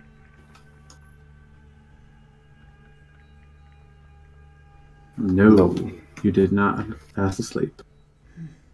Did the rat. Did a rat? Well, roll awareness for me, Knight. See if the rat noticed anything.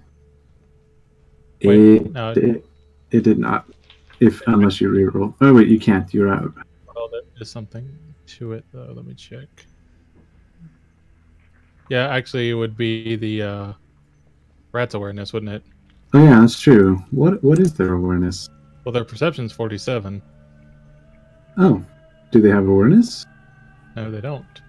They But don't. he still passed. But he does pass, indeed. Squeak, squeak. I just want to get a time of when they left. The Eldar left at about 5 in the morning. And I relay this to Rosalina. Which direction was she heading? Accessing data. She, according to the smelt rat, was heading down to the lower parts of the ship. Can I do a tech use test to get a kind of a better look and see, just to see how she was reacting? If she was like looking back and forth and trying to remain unseen, or if she was walking out with confidence, etc., etc. Roll the tech use to see if you can get a good enough image of her. Good lord. Nope. That's why I got mastery tech use. That is true. So You do get to reroll it with mastery. no, it's Oh no, not. wait, no, that's passing it. Never mind. Yes. Yeah. So I'll be back. I'm gonna go to the fighting cages and train. Okay. I'm gonna That's more return nice. to my room really quickly, toss my dress on the bed itself, and I'm only gonna grab my sword. Before you head out, Laurentian's just gonna say, Rosalina, when you have the chance, after you handle whatever business you're handling, then find your bed partner. I wish to that, speak I'm with just you. gonna look at you like, my what?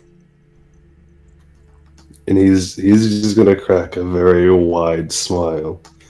Are You know you exactly what I said. Are you insinuating that I have had relations with the Xenos? Perhaps. Yes, yes, he is. And at this, Rosalina's just gonna like think to herself, "Did I?"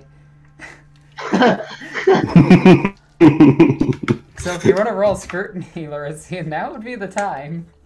indeed, I'll even give a +10 due to the unguarded nature of this thought. Oh, snap. You see a slight phase of doubt come over Rosalina as, in between bouts of indignation. So it would seem my accusations aren't misplaced. It's just gonna... Nothing happened between us. Oh, really? I simply want to get to know the Xenos. Well, I simply Wasn't want that how to... it all started? Actually, I want to retcon that to... I simply want to get to know Marino. Yes, and I've simply wanted to get to know many a man and a woman myself. Please, Rosalina, be careful. They're a wiry bunch. And at that, she's just going to scoff at you, just like, I would never do anything like that. And then she's just going to, like, turn and walk away from you. And Riz is just gonna sit there very smugly smiling, very, very proud of himself. Larissa, a moment, if you have it. Yes, of course. What is it, Tarvok? Strange days are upon us, are they not? The rats see many things. And the crow caws at midnight, doesn't it? And with that, Tarvok just turns away and walks back, heads to the archives to perform an explication I will go over with Biggie. Indeed. Also, I'm looking for Marino. Indeed. That was strange. And then Norris is just gonna go back to his room and work on something.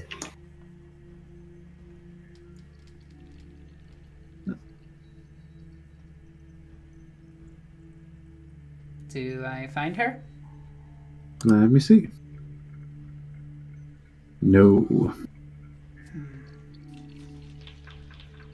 And for the rest of the journey... Hang on, I'm not done looking for her. What was that? Oh, that's parry. That meant to hit Sinisian. Sorry, my bad. Well, here's what it should have been. 44. So it is a pass. Yeah? I'm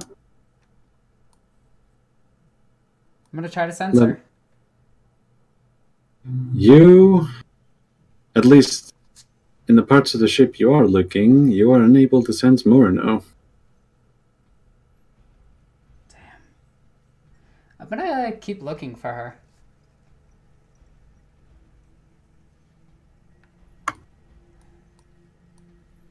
Like, how long are you going to try and keep looking for her? The ship is huge. At least a few hours. Where do you go? Name a few places. I'm gonna go check by the spot where we were playing hide and seek with Amma. Nope. I'm gonna check near the hangar bay, that whole area. Nope. Probably the underskirts of the ship itself. Are you sure about that? Yeah, Dangerous place. I can handle myself. That is true. But no. After many hours of searching, you still have not found her.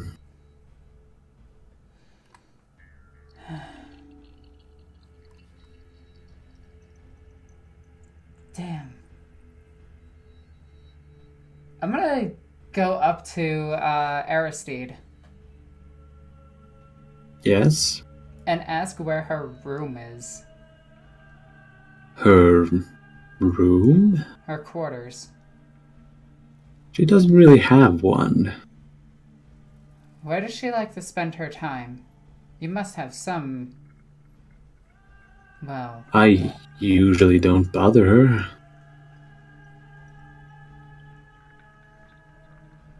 If you see her, tell her that there is an important matter that I must discuss with her. It's urgent. I'm sure it is. I'll tell her when I next meet her. Thank you. And with that, does anyone have anything they want to do before the end of the journey? I'm just gonna go and eat. That's about it.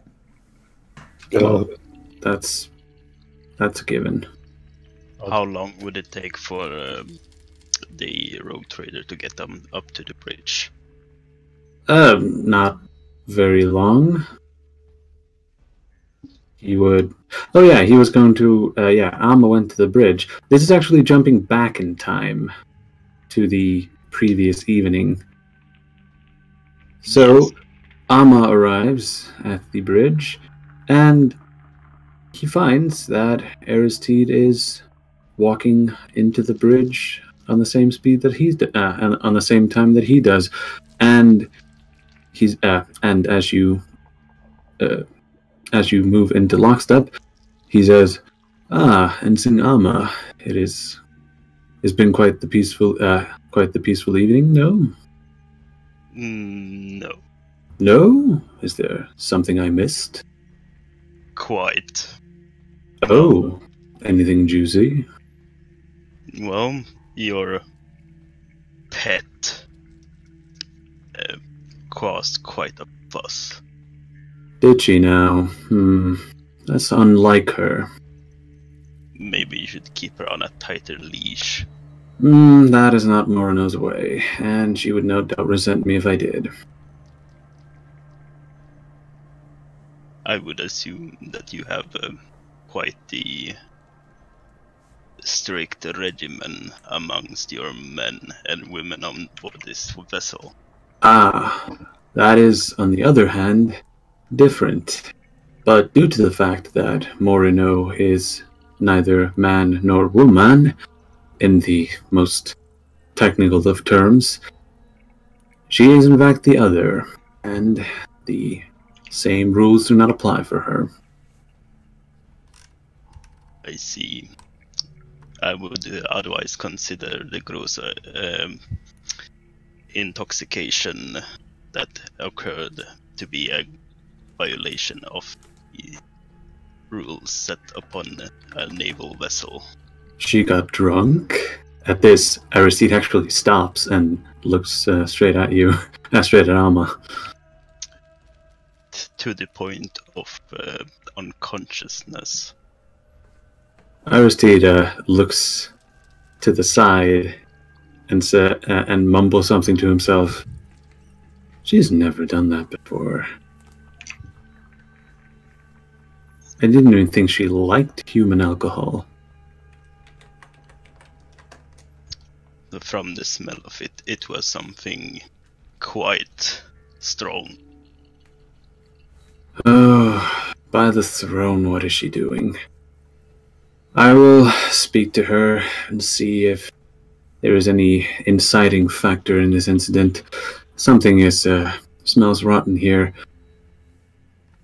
Yes, you could say it smelled rotten, too. Was there anything else she did? Anything else that she may have caused an incident with, just so that I have the full story? Not that I, to my knowledge, know. Maybe she will tell you when it is time. Oh, thank you. I appreciate your information, and will take it into consideration. This is a most unusual occurrence. I assure you, this is beyond the norm. To my knowledge, upon the normal naval vessel, this would require 50 lashes. Indeed. It's a good thing we're not on a navy vessel, he says, and chuckles at it.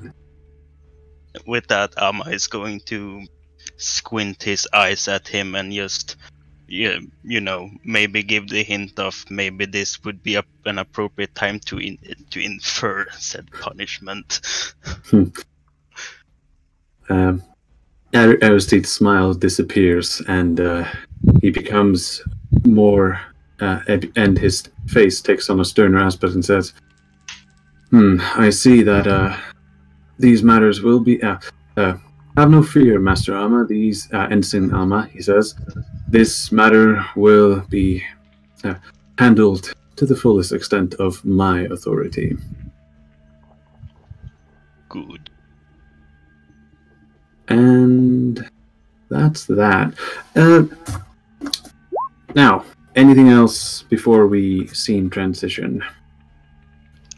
Before Amma leaves, he's going to bow and then do a flip on his heel and walk away and disappear into the shadows. Whoosh. Rosalina is just questioning herself in the room. Does somebody need to kick in the closet door, Alexis? And P.O.Box is going over that data. Thracian would go to talk to Rosalina, by the way. Oh, after her bout in the training cages. Yeah. Alrighty, let's go. Rosalina's still in her room, so you just enter. Yeah. He would knock first. So. Yeah. Enter. And he will, and then he'll close the door behind him. Rosalina, I wish to, well, as I mentioned earlier, discuss something with you. And I have the sword placed on my lap, by the way. Deactivated, of course. Yeah. And go ahead. You made me swear an oath of moment to that man, or well, to you, more or less, that I wouldn't harm that man. And, well, as I said, I wish to keep myself safe, and due to the history between my family and his, I am afraid he may attempt something against me. That is a general fear I have for myself, and why I won't buy another name aboard this vessel. You asking me not to him and forcing me into a oath of moment, well, it's troubling. And the fact of, well, if you were to come after me, what do you expect me to do? Stand there and take it. Do not break your oath. Oh, I wouldn't. I'm from Yakabul. Born there, at least. In the 40 years I spent there, I, well, learned one thing.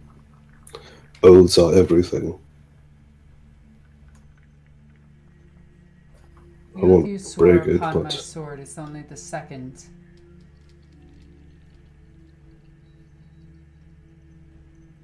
and what was the first? The first was that I wouldn't forget my family. No matter how far I run, I will never forget them. I see.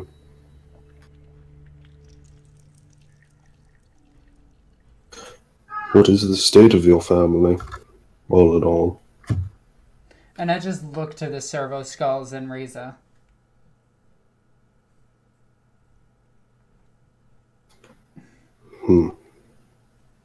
Are there not any others?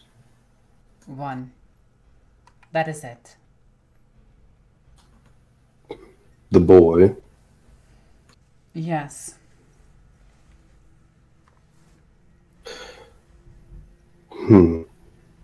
It's almost a tragedy. It is. We're a family of scholar teachers. We were not warriors. We were an easy target, I guess. I was You born don't want me. in Sorry. Klavoska, highborn. I left the family because of, well, and I'm just going to gesture over to Riza. What happened to her? I spent a good chunk of the family's fortune, which ultimately damned them. Without that fortune, well, most of it, they couldn't hire any guns to protect them. My choices in life damned my family. I will not let that happen again. I see.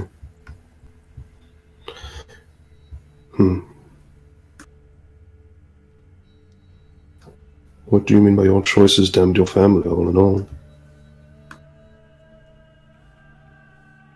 If you don't ask, and At this, Rosalina's going to put her head down. If I didn't spend all of it, well, most of it, my family could have afforded to protect itself against the threat that came. I see. My leaving them Well, was their... when I left them, I condemned them to death. It is my fault that my family is dead, and I take full responsibility for it. The only one still with me is my daughter. And look what I've done to her.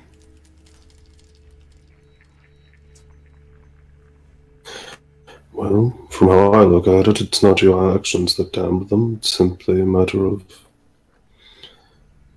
whenever there is an enemy, there will always be the possibility that they will overcome whatever you set in front of them.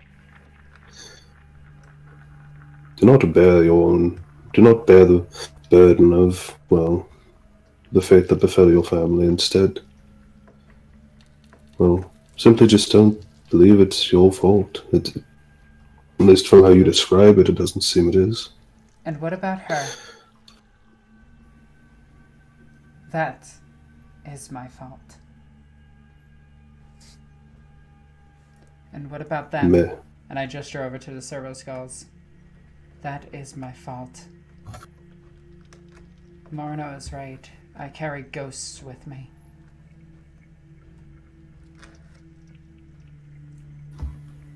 You are a mother, are you not? Next. Well, to explain your actions towards Ariza, the mother loves the child unconditionally. You would do to protect them, don't you say? At least that's my understanding of it. And I did give everything to protect them. But my mental state couldn't handle it.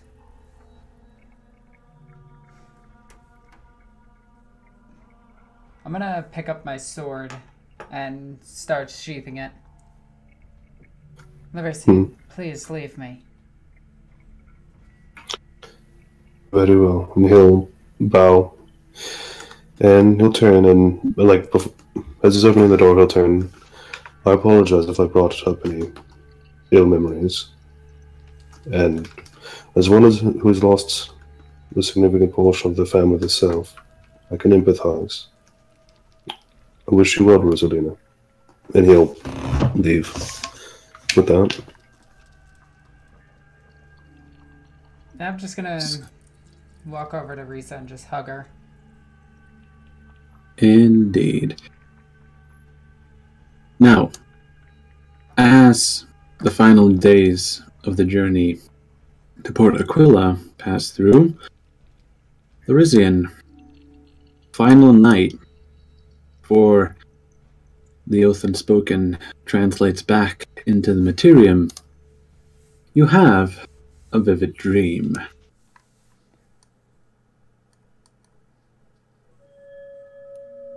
All around you, you see worn out. Sorry. Hey.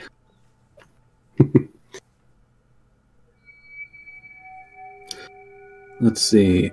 Excuse me. I'm currently eating dinner. What gives? So, around you, you see gangly trees spread up as heavy mist surrounds them and turns them ethereal in their nature. Upon closer inspection, you see crystals jagged into the trees and almost causing bleeding wounds as tree sap wells down. Everything seems to echo around you with strange wails. When I say wails, I mean W-A-I-L-S, not the sea creature. No, there's just flying whales everywhere. It is It is great. a dream. But anyway. Anyway, standing against a reflective pond, you see a black figure dressed in a rather simple suit of dark clothing. He beckons you with an outstretched arm. He'll go, but as he's moving, he's gonna, like, slowly reach for, actually, he'll motion to activate his, power blade on his wrist. There is no need for that. You're in my realm now. Your weapons are still left behind. Your realm? What do you mean by that, and who are you? As you approach closer, you see that this figure's face seems half almost corpse white. Half of his face seems corpse white, and the rest is hard to look at, as if it is constantly in motion and changing. Getting a accurate reading of his face seems almost impossible.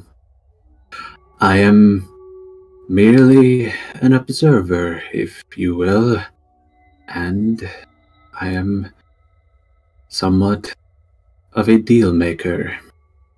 I wish to make a business proposition to you. And what kind of proposition would that be? Very simple. The power to enact your will against those that would harness you. And instead, I will demand simple tasks, ones that might seem trivial to you and others less.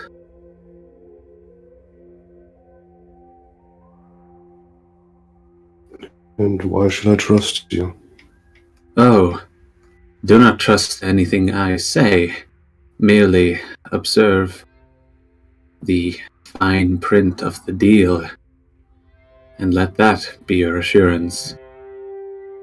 I will deliver through on my part, and, in turn, I will ask you to follow through on my requests. It is a favor for a favor. I see. And let's say, hypothetically, I, accept offer, and what is it you would ask of me?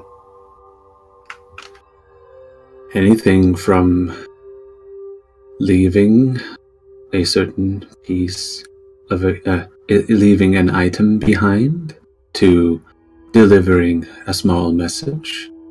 Anything and everything I can think of.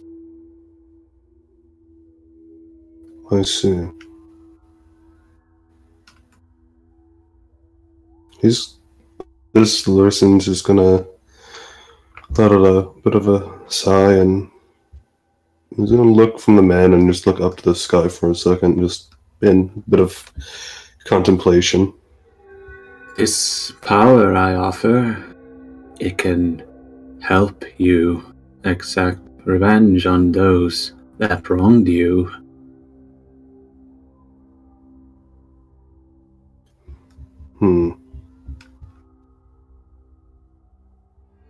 So, and he's gonna look back to the man. Anyone. Would it be anybody? The power is yours to do with as you please. I simply give you the means.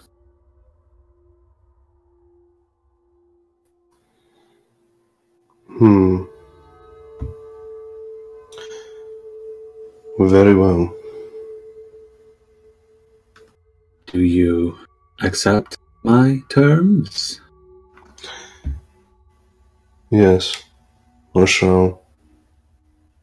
If you allow me, the ability to do as I wish.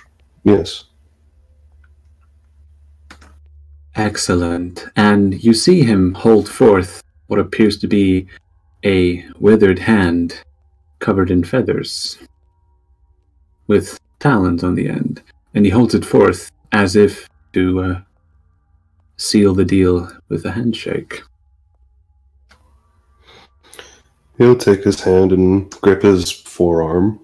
As you grip him, you can feel a sharp sting on the back of your hand as one of his talons digs in. Oh, please do not mind. This is simply my mark. Please, Your mark? try not to show it to anyone. I fear for your life, if you would, and I feel invested in you now. And as soon as he lets go of your hand, you are dropped back into your room. And you wake up in a cold sweat, and I need you to roll a willpower test. Alrighty. With a -10.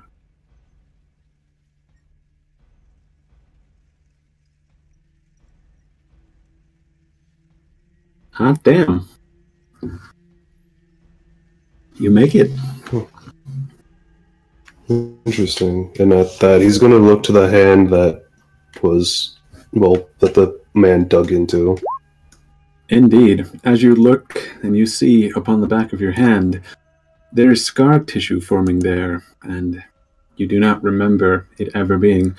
It seems to be a jagged point leading out from two circles.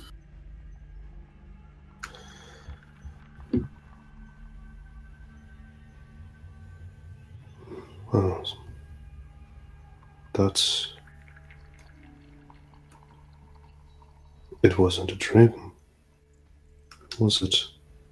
And with that, you hear the klaxon alarm that signifies warp translation has just concluded.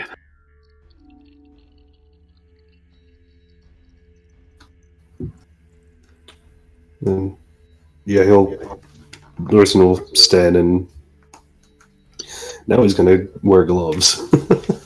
Huh. So, and with that, I'm guessing Rosalina is gonna summon everyone to the bridge.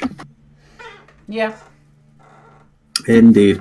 As the Oath Unspoken makes its way into to the outskirts of Port Aquila, the warband arrives as they see before them a gigantic Ramillies-class starfort. Although it's not pictured, it is here. Oh my. Cool. Indeed. You see Yeah. before you. I was gonna say the scale is breathtaking. I've never seen In- something this massive. Not something constructed by people, anyway. I have, but my ego doesn't count. I've been here before.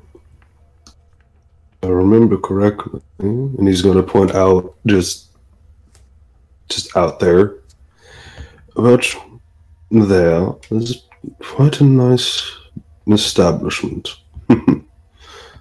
Nice drinks, nice women, bit of entertainment. Indeed. As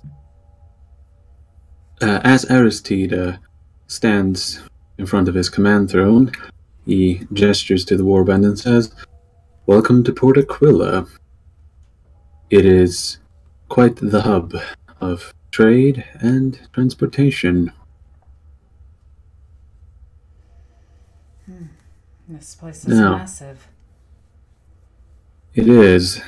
If your target is hiding out here, you might have issues, and that is if he's not hiding in the asteroid belt.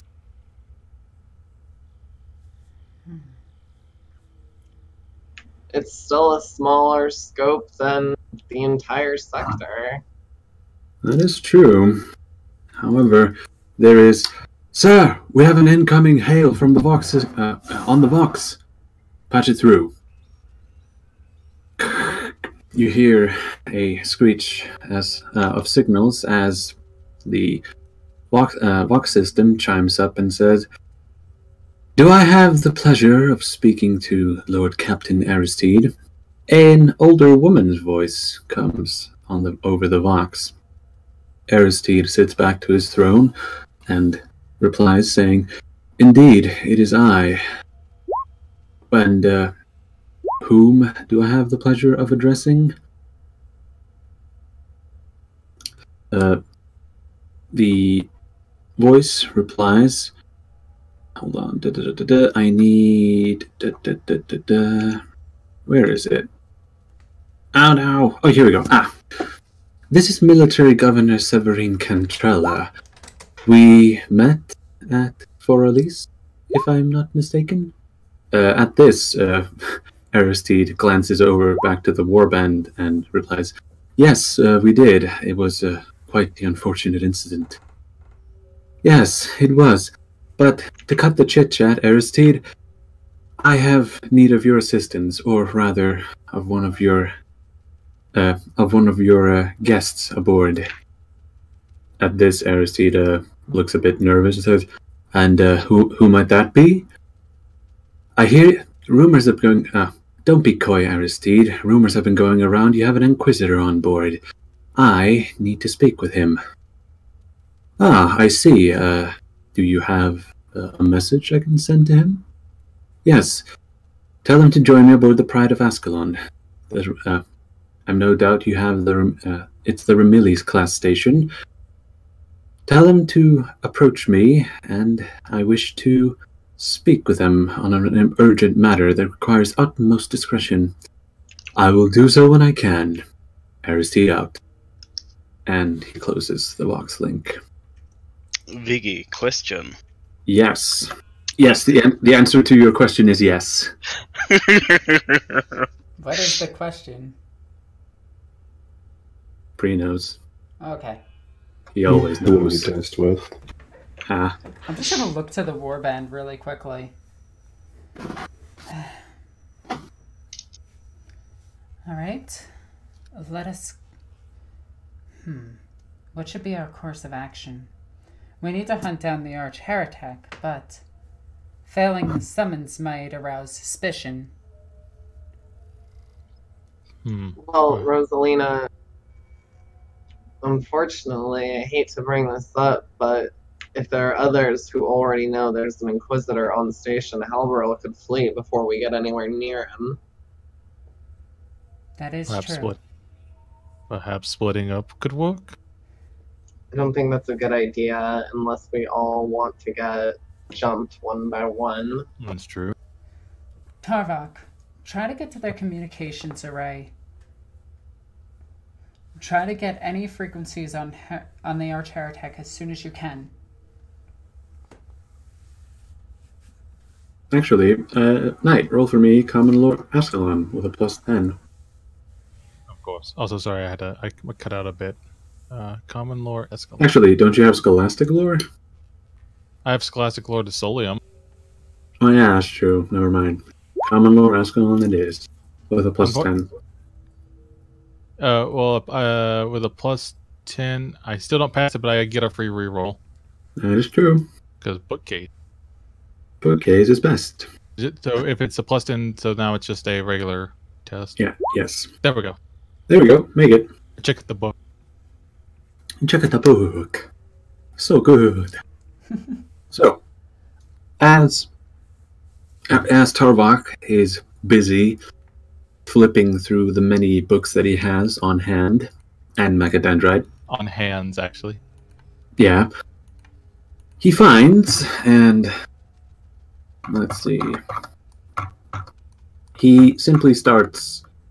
He's going to start doing what he usually does every time you find a new location or need a bit of briefing for every place you visit. Located in the Daemons Stella system along the far edge of the Cyclopia subsector, Port Aquila is one of the major hubs for trade in Askellon and acts as a launching point for goods entering from the Coreward and Spinward systems. Getting there is not, however, a journey for those without skill or courage. The passages to Port Aquila are treacherous due to the lashing tendrils of the pandemonium, then to the shadow cast from it. For those who make it through, however, opportunity abounds. Daemons Stella is a blue supergiant surrounded by a huge asteroid field, the size and scope of which far surpass any known logical parameters. It forms an almost perfect ribbon, with narrow bands of denser formations in different areas that cannot yet be explained, making this source of inquiry for the Askellon Mechanicus. Individual asteroids also seem to relocate, causing havoc as the belt seems different every time it is mapped. To this day, no one has a complete or accurate map of the field. The term port is a misnomer. Actually, I need to mute myself for that. Okay. I'm back. The term port is a misnomer, as there is no single centralized location in the field. It is home to numerous bases, refueling posts, and strongholds of all kinds, from the greater Askellon Trade Combine's huge Atticus compound to the hidden caverns and others that other smugglers use, where deals happen everywhere. It is also a major anchorage for ships arriving from the neighboring Ixaniat sector. For centuries, pirates and traders have also made it their home, but more and more recidivists and heretics have also found a haven in its dark corners. It has always had activity, but its past was far less pleasant or peaceful. So, with that, you have a small brief from Tarvok. Tour guide Tarvok. Indeed. Okay. I will act as, and I'm saying this strictly low enough so only we can hear it, the warband can hear it. I will act as Inquisitor and make to the summons. The rest of you assist Tarvok. Polonia, I want you to come with me. Understood. I know the Should I come armed? Yes. Understood. I know the dangers of splitting the warband. Trust me. But we must do it for now. I'm forced to concede. Speed probably is of the essence here. If you may interrogate, I would wish to join you. I have a personal reason to meet the Lord Military governess. Ah, goddammit. It's fine. What does Rosalina say? What did he say? He asked to join you. I'm just gonna look at him sharply.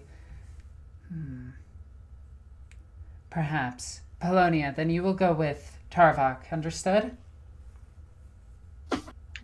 Right. Keep them safe, keep them covered. Arma, you're covering me. Was. Larisian, cover them from a distance. Of course. That should be sure to. So, where are you sending Tarvok, Polonia, and Larisian? They're going to the comm station to try to overhear anything that might have to do with the heretek and searching for leads while I go to the summons. Indeed. Might I rather suggest that they head to the Atticus compound to try and get the info on if the Sancticurity is still here? Yeah, do that. Yes. Yeah. And to that, Rosalina kind of takes a bow and says, "Don't worry, I will try to make sure the doctor comes back in one piece." I thought I was going to cover you. I mean, do I need to bring up what happened on the research on the Skyport?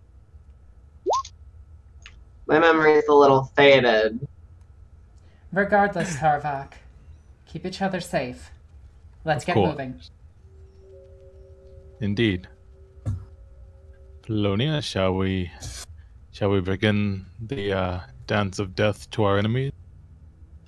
I suppose it's time to do it yet again. Oh, are you having fun yet? Oh gosh. I certainly hope not. And I'll do my standard thing. I'll go off with my surgical case of rifles and then my pistols. I'm gonna rearm myself and I'm gonna walk up to Aristide. Aristide. Yes? I need your word that you will not open this envelope, and I'm gonna hand something to him. I so swear it on the Aquila. Deliver this to Marino. I will. And I'm gonna bow my head to him. Thank you.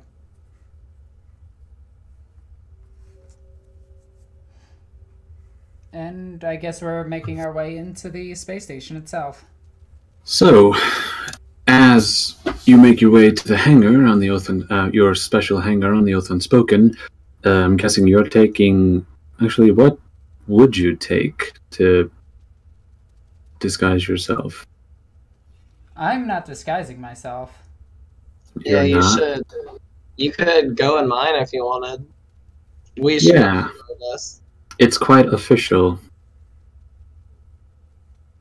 Wait, what am I doing? Taking the Corvus Black Star. You know, the thing that's splattered in Inquisition iconography?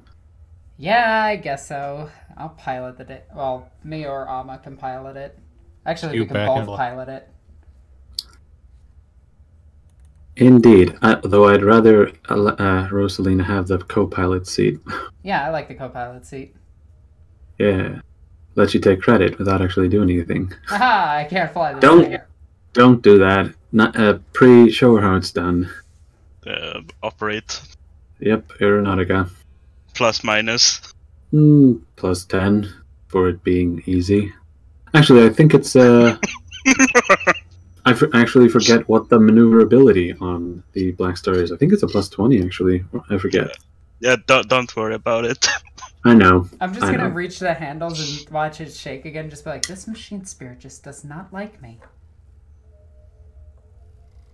Indeed. You sit back in your seat with your hands crossed. Well, I'm still gonna hit all the levers to get the thing actually flying. Like, there's a lot of stuff involved in getting an aircraft going, aside from the neuro implant. Plugs into That the is back true. of your neck. You don't have that, I don't think. All aircrafts in 40k have it. No, I mean you don't. No. That's just a thing that stabs you in the back of the neck. What? Literally I've never- every aircraft has it in 40k. It's messed up. Yeah, but do you have the plug? Yeah, I don't think you need it, but yeah, I don't. Yeah, I think it's called, like, I forget. Never mind. There's an implant that can't be taken. Yeah. Moving on. If you guys In the want to hear meantime- about that, read Prince of Crows. Mostly saying that to the audience, not you guys. I know. So, with that, as Alma and Rosalina make their way to the Pride of Askellon, Thalia, Larisian, and Tarvok, which craft are you going to take? So, are we There's still? cho- We're still. There's On yes. yeah, Take my Arbus. Oh. Take the Arbus. we'll take Alexis's Arbus. Indeed. That's the only other option. My ship No. is on Solium. Wait, you didn't take it? No, remember when we went to, because we didn't go back down to the planet. I thought the reason I left it because I thought I was going to have time to go back down to the planet and get it, but we Wait. didn't. So it's How did you get back aboard? I went with everybody else. I see. Never mind. I totally forgot that noble ship isn't here. Yeah, And the Thunderbolt Well- isn't void worthy. Correct. It is. No, it isn't. yeah, yes, it is. No, An Thunderbolt's not. Aquila Lander. The Aquila Lander is, but not the Yeah, Thunderbolt. he has one of those. Yeah, that's Alma owns that one. Yeah, that's what I'm saying. Thunderbolts are void capable. They're just not specialized for it. They're clumsy in space, but they can still operate in space. Yeah. I know Valkyries So- can't. That's true. But Wait, Valkyries can operate in space, can't they? No, they can No? operate all the way up to just before space. Be sure. Yes. I don't know. Same with Marauder bombers. wait, Marauder bombers. That's what the Navy uses to bomb other ships. Nope. There's a special ship for it. What's it called? I forget, but you could see it in if you play Battlefield Gothic, you'll see the ships that they use. It's Fair really cool. enough. But anyway, Alexis. back to the story. Back to the story. So, as I like the airplanes. let's take the 3 instead of the 2 first, because I can finish them off faster. Oh great, Oh, they're God, gonna I die. don't Poor choice of words, eh? Yeah, we're dead. Is it that 50 whiplashing? Not quite. Jokes on you, I'm auto stabilized. Haha. I mean, So, as the Arvis lighter flies towards the Atticus compound, the main structure of the Greater Askellon Trade Combine, you are greeted with on the landing pad by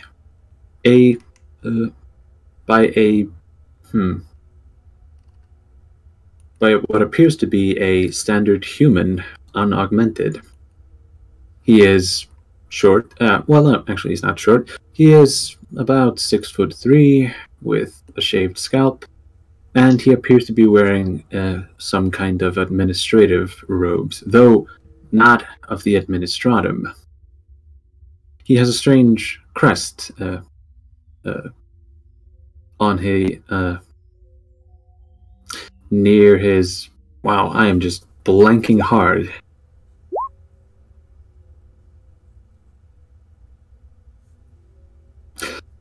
Let's just say, holy shit, this guy's massive. Let's say, Tarbok, I'm guessing you're exiting first. Yeah. Indeed. He approaches you and says, "On behalf of the Greater Askellon Trade Combine, I welcome you to the Atticus compound. I will need you to sign here and here, and a release form for any cargo you might have." Very well. On this station, are passengers considered cargo? Passengers, only if you intend to sell. No, sir. Well, he looks to Heresy and not today. And signs everything with his very fancy handwriting. but you're not my pimp. Ah, excellent. And I'm guessing you sign in your actual name. Yes. Actually, but I make sure it's like Artisan Tarvok, Master of the Reforged Foundry, Friend of the Solium, Helper of the People. On and on it goes. Etc. Indeed. Cheated at Bridgerside. Ah, cheater for it, you said. Ha, Never nice. cheated. Yeah, it was Alma, I think, that cheated. Oh, I know. I'm just joking. Fair Catch a enough. laser.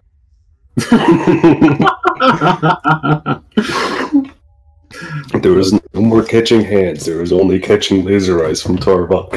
He Indeed. has too much stuff on his hands. Anyway, moving on. Moving on. Ah. I welcome you to the Atticus compound, Artisan Tarvok. I do so hope that you find profitable business. With that, can I roll a commerce test to kind of present myself as, someone who is there to conduct business? You can do that a bit later. Fair enough. Unless you just want to do that as you're going through. Well, it's just mostly to remain somewhat inconspicuous. Fair enough. Roll a commerce test to see if you can present. Oh boy! Lord have mercy. Oh, well, I'm tired. I blame Mama. Fair enough. So, with that... Easy pay point. We're so far at... Oh, wait. He has none. I have none. Unless anyone else has commerce to assist. Actually, you would need 2 assists. Yeah. Oh, well. It's fine. I mean, I could assist, but yeah. Why would you? But anyway, we're going to move on. Indeed. As you move through the massive Atticus compound, you can see all around you men of importance walking about, and those even more important being carried on palanquins by servitor haulers, with their various retinues in tow, as they show off their massive wealth in a display that comes off as very ostentatious, almost gaudy.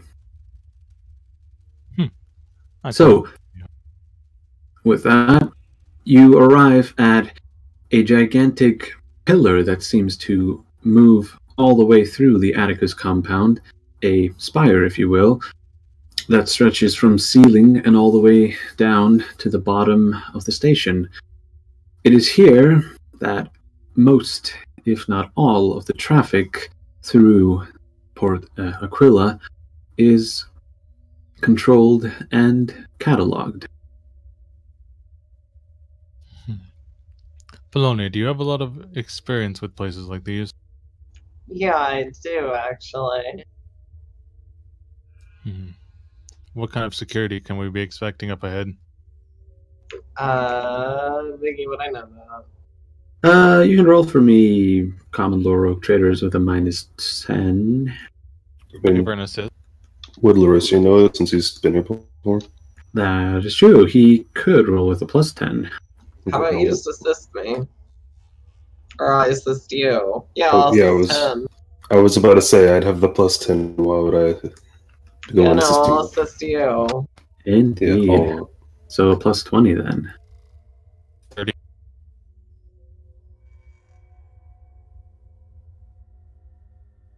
Nice. You Okay, that, just to make a point here, that right there is why you should have let me do it, because my intelligence trashes yours. okay. Anyway, Wait, what is your intelligence, just real quick? 53. Fair enough, and with the assist, you would have had a 54. No, wait. Actually, yeah, 2 assists, I would have had a 64. you only would have had 1 assist, right? I doesn't matter. have common lore rogue trader. Yeah. Oh, yeah. So they both assisted me. But anyway. Yeah. But I think he still wins because of the minus against the plus. Anyway, can we... Fair enough. Not enough of that. Enough of that.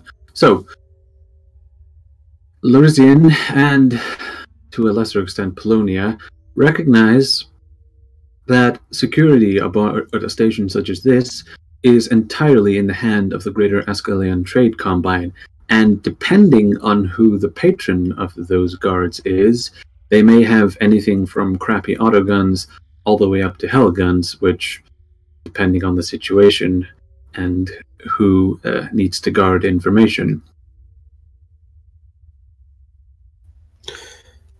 And then, Larissa would essentially just say, well, as for security here, it's really dependent upon the person, from, well, all in all there, whatever needs to be guarded as well.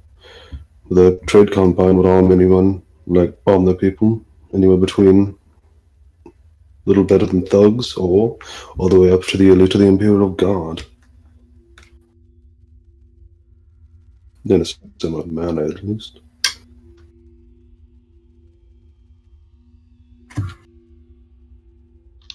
Very well. So, can I roll a logic check to kind of get a good point of where we should be heading? Mm-hmm. There you go. So, as you examine this spire, you find that each of the level pertains to different parts, down to subsectors and even planets within the Askellon sector. And locating incoming traffic from Desolium should be relatively easy if only you find the relevant relevant level of the spire. Are there any servitors or public assistants hanging around? Do you wish to enter it? Yes. And I kind of say, on we move. We'll maybe stop for a little bit to maintain some kind of cover, but let us go find the Desolium representatives. Indeed. So, as you enter the spire itself, you find that it is a hub of activity with various scribes and servo skulls moving about. The scribes flying through the air, attempting to scan the various guests in here to locate a particular personage. You also notice cat units moving about, which is oddly strange to you, seeing how this is not a Mechanicus shrine. Do they have different robes? Like maybe, do they look like they're from a Severus binary? The cat units? Wait, the cat units? Oh, never mind. I didn't know Felinids were here. Do you know? Does anyone here know what a cat unit is? Like a cataprom? No, they're the things that that are used to scout space hulks. Actually, hold on. Let me see if I can grab a picture of one. I thought you meant literal cats. No, I mean CAT units. That is how you spell cat. Yeah. I also thought cats. I just thought Mechanicus cats. They technically are. I was just thinking, like, yeah, I guess you need cats to keep rats off of the space station. Hey, Yeah. I resemble that remark. Huh. Maybe you should stop being a rat. So, check Queen's Court chat. I'm sad I can't put this into... Yeah. So it's called a cyber-altered task unit. And now I'm just reading from Lexicanum. Are mechanical constructs designed to perform simple tasks like inorganic servitors. Programmed with a set of very simple instructions, they are occasionally used by Adeptus Mechanicus and some chapters of the Adeptus Astartes as remote probes and retrieval units. They are... I have heard them described as something that Mechanicus priests build as sort of a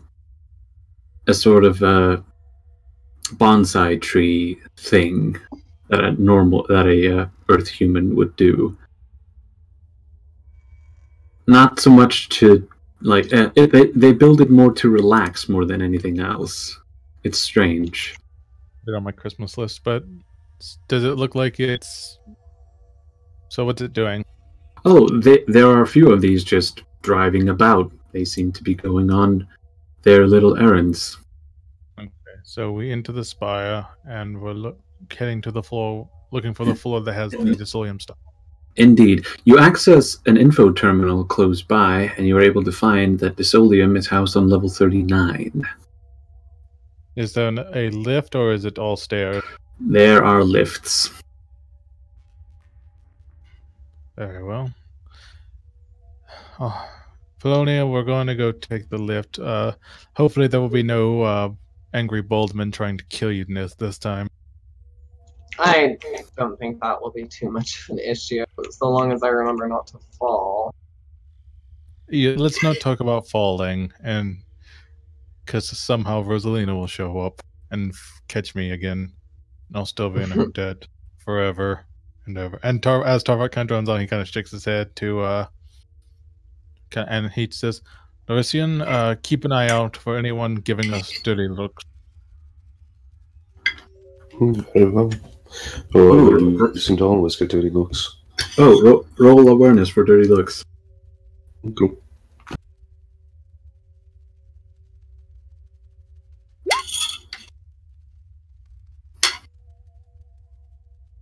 I want to reroll that. I mean, you have 8 points. We're almost done.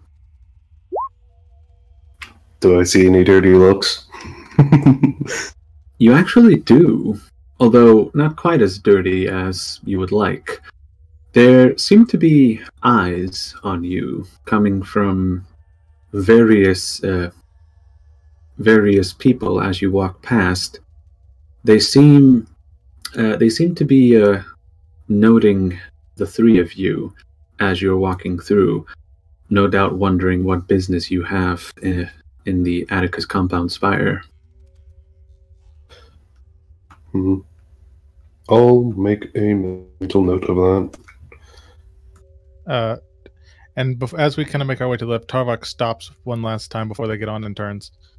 Now, before we move forward, Rosalina's not with us, so I guess I have to be the one to ask. Does anyone here have any enemies on the station that we all need to know about? He kind of looks back and forth to Colonia and Heresy. One. But I don't think she'd be anywhere here. A woman, nothing to worry about. Everything is a factor, Mr. Serena. I don't think we'd find any exotic dancers here, so... I always took you to be that kind of person. And he's just gonna smile very smugly to himself. Rosalina's an exotic dancer. Okay. Lewd. Actually, she did study dance. That's what her trade performance is. It's true. Does it have the exotic quality, though? Do you need training exotic for it? Okay, so I guess we get on the lift and activate it. And I guess... The lift accelerates. Here we go. I'm back. Lift accelerates up to level 39 as indicated on the glowing rune tab. And with a hiss, the doors pop open, and you see before you what appears to be another info terminal, this time the screen, a rather large one, as it seems to cover almost the entirety of the wall. What's it say? Oh, it seems to be scrolling through the various arrivals and departures to and from Disolium. Although this seems to be in a randomized case. Well, I want to find the sanctuary. Indeed. You can, as you approach the terminal and enter the name of it into the onto the rune keys, rune board. I'm not sure what it's called. It's rune something. You tap in the sanctuary and find its latest arrivals and departures. It seems that, indeed, it arrived only 3 days ago. It seems to have had a smoother warp journey than the Oath Unspoken. It's a smaller vessel. Indeed. And it seems to have lain anchor here at the Atticus compound, and almost as soon, at least in ship turns time, it seems to have left again for the Xaniat sector. So, if Halbrel has indeed stopped off here, the ship he has left the sector itself. Well, this is fantastic. He's not even here. That's not entirely true. A little bit more investigation will be needed. It's quite possible that he merely used the ship as transport. But if he Perhaps didn't, even and he's aboard the ship, then he's getting further away from us every moment. That's Well, true. Go ahead. Well, the group of people I mentioned earlier, they could be sent to investigate here, find anything and report to us while we ourselves go investigate. Well, the ship. I would ask that we at least find someone who is around and ask if they had seen the man come with the ship.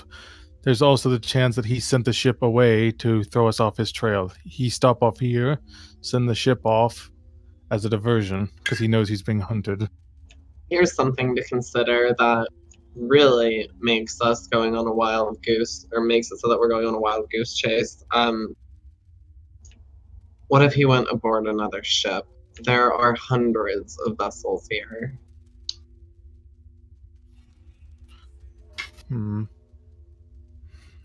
Viggy, can I go through my memory and through all my research and investigation into Halbrel personally? Can I kind of think back into my archives, or actually pull out some of my notes of whether Porticola has come up at any point? As far as you know, no. This place has never been cross-referenced against him. However, a thought springs to your mind, and with some technical acumen, you might be able to access the cargo manifest of the Sanctuary. That means a security test. Yes, so security test? Mm-hmm. Does anyone else have security? I don't think so. Let me double check. I do not. Sock. Nope.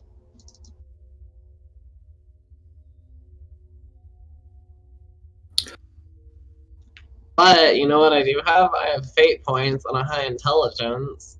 Can you assist me and can I try again? That is possible. I will assist you. Okay, I'm gonna fate point it.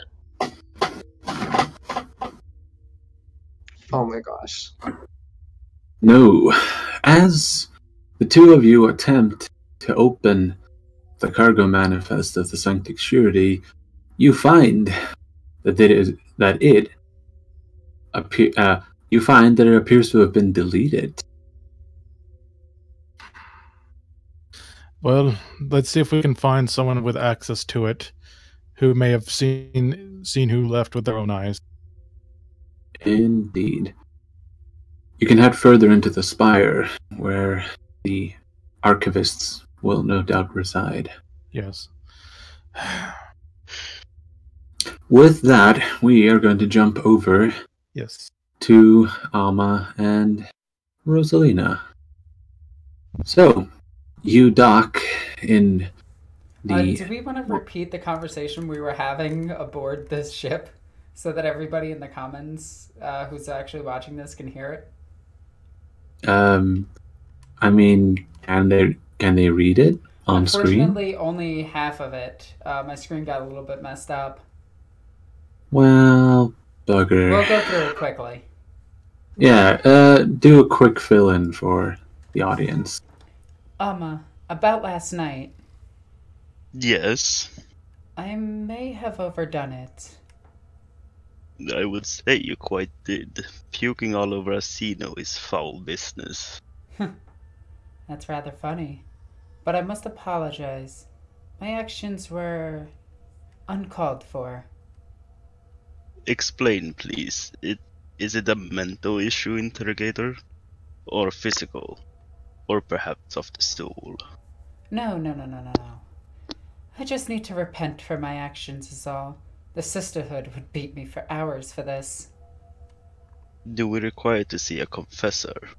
I am sure there is one on the station. No, just need to pray more. I should be okay. But she seems different from anyone I've ever met. And I don't mean because she's an Eldar. The Xeno? Of course she is different. She is not human. She has the same look of pain in her eyes as I do. She tries to hide it, but I can read her. Don't look into their eyes. They will play tricks on your mind, make you do things against your will, make you feel things that are heretical. Normally, I would agree with you. This Xeno is no different from any other, even though she is sanctioned. I hope you're wrong about her.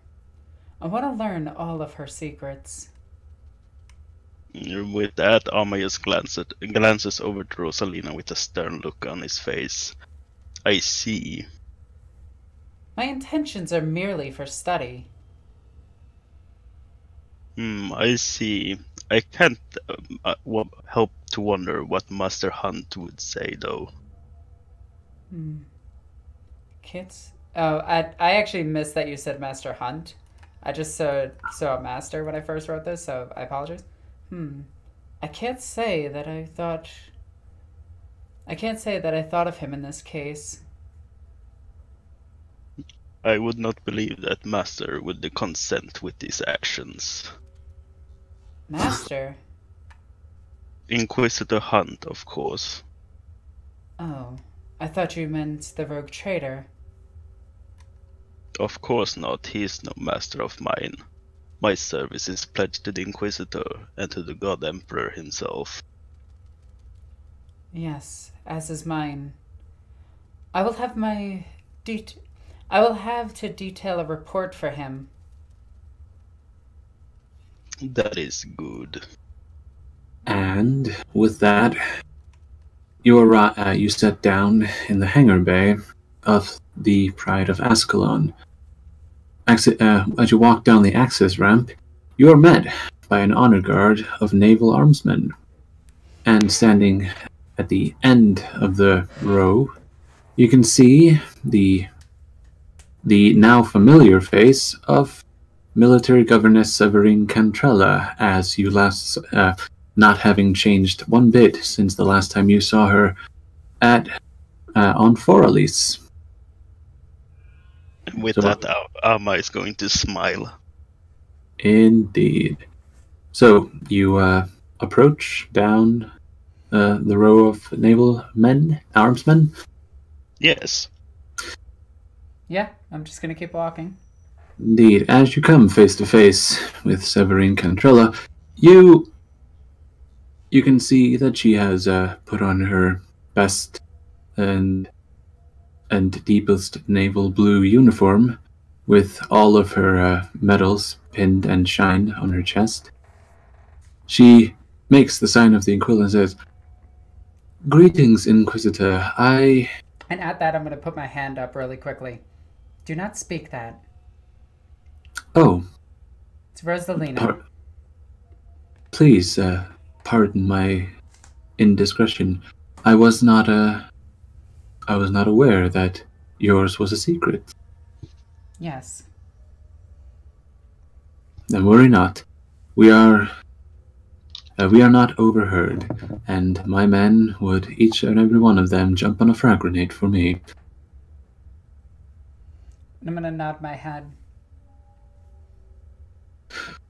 Now, shall we take this somewhere more private? Yes, but Amma is to stay by my side at all times. Of course. I would not have it any other way. Very well. Let's get moving. And with that, the armsmen make a perfectly synchronized what's the... About it's not face. about face. Not an about face. What's it called when you step to the side? I sidestep. Anyways, I will have to be back. My cat just escaped out of my window. That's not good. Okay, bye.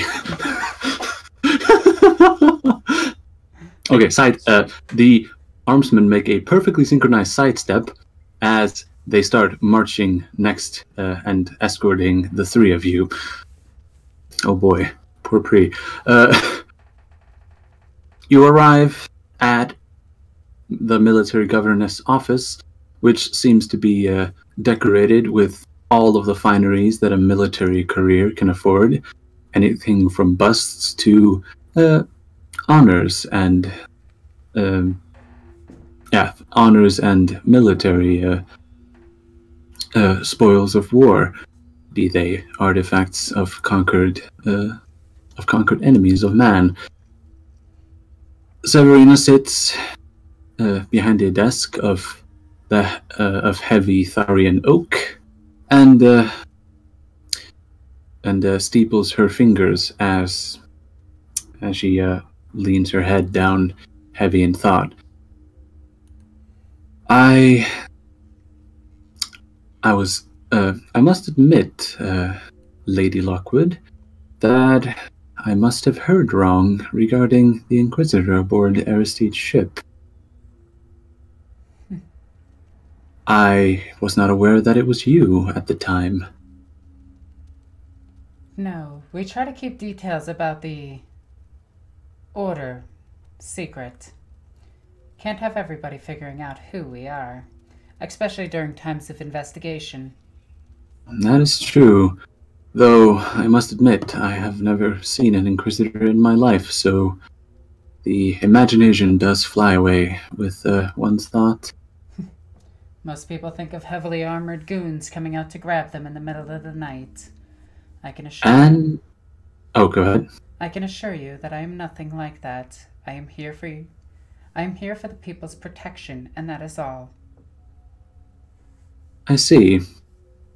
Though, I can imagine that, you have a few heavily armed goons of yourself. Wait, what's the phrasing I'm looking for there? In your retinue, let's just say that.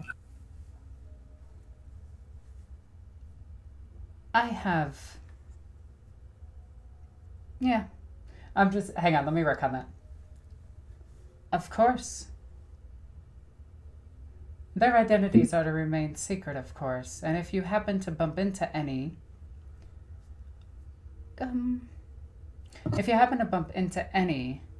please inform me, and keep their identities a secret as much as possible. Of course. Now, on to the matter at hand. There has been a... how do I put this? A string of incidents, shall we say. Go on. It is... actually, hold on, I need to find this in the book. It is...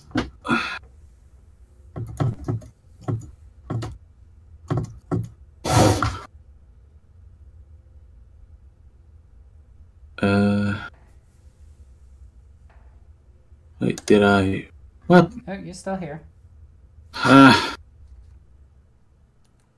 You got this, I have completely lost my place. Here we go. There has been an increase in psychic phenomena on the rise in Port Aquila. Multiple sites and systems have reported hulls bleeding, thick red liquids, gusts of chilling wind blowing through ships' corridors, and ghostly images appearing outside of viewports. Some natives at the local watering holes have claimed that they saw faces forming on nearby asteroids, but most of those stories have been chalked up to cheap imported taffy water or even cheaper local void sweat. Though... While she's saying this, I'm going to take off my backpack and set it in front of me and pull out Tarvok's report. Yeah? And put it back on my backpack. Alrighty. Though usually no larger harm is done, there have been incidents that lack an easy explanation. There have been reports of those refusing to leave establishments because of what they say they see outside among the asteroids. Others tell of settlers and smugglers who have spaced themselves, calmly walking into airlocks without a suit and opening the outer hatch. The tale of the veteran Voidmaster who stranded his crew when he took the shuttle and rammed an asteroid with its still, quiet rooms. They say he screamed incoherently through the Vox until the impact silenced the signal and pilot alike. These incidents are not the norm, however, but they do seem to be growing. I'm going to flip over to a page that shows a picto of the man we're after. Indeed. And I'm going to put it on her desk. And I'm guessing this all started to happen when this man appeared. Who is this? I forgot his name. Somnius Halbro. Somnius Halbro, a heretek that we are searching for. If you have any information, please turn it over to me or my warband. This is the first I am hearing of this name. He came aboard a ship by the name of... What was the ship's name? The Sanctic Surety. Yeah, the Sanctic Surety. When did this ship arrive? I don't have that information in hand. Give me a few moments. I'll have someone bring it. And she presses a button on her desk and requests the information on the ship. It will be here shortly. I have a feeling that these two incidents are interconnected. Also, I want you to take as many people that have claimed to see things and detain them. I see. I will do so. I will have Only the ones that are freaking out. The casuals can be... There is an issue with that. The Imperium's hold within Port Aquila is a defensive role at best. The Greater Askellon Trade Combine controls the majority of the asteroids here, and they do not fall under Navy purview. Then how long would it take for the Navy to get here? Oh, the Navy is here. Remember, they have star forts and plenty of ships. Actually, let me check how... Let's see. Though the Imperial Navy has most tie, it does not have a large enough fleet to police the system in the way the Combined can. As a result, the Imperial Navy often acts as an auxiliary to trade fleets, though officially the relationship is reversed. So yeah, it's like the Navy has ships here, and probably a small one, but the Trade Combine holds holds a lot bigger, holds the bigger force of ships. So your ships and your men are... Very well. Any and all information about this man must be sent to me immediately. Here is my private Vox, my private microbead contact information. Vox channel. Thank you. And I'm going to hand her over the slip. Indeed, I will contact you if I find anything.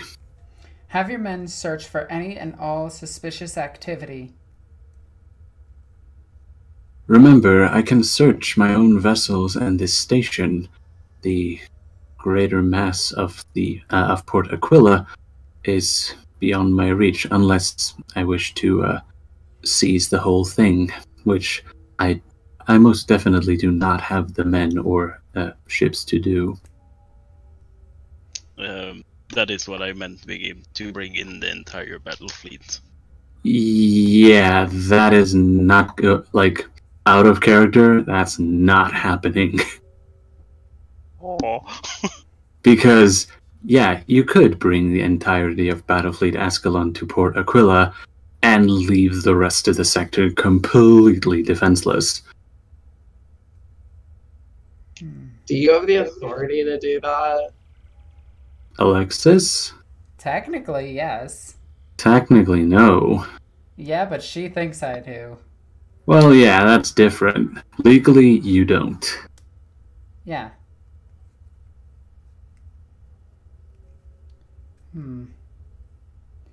Very well. Start ship by ship searching.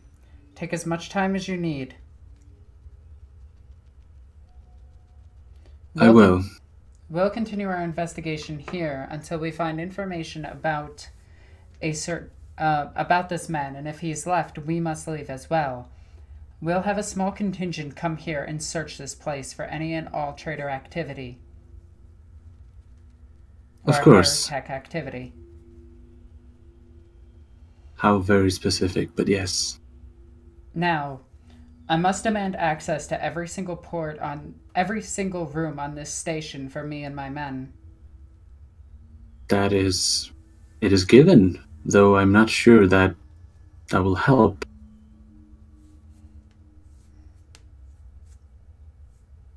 Okay. Is there anything else I'm missing? Don't think so.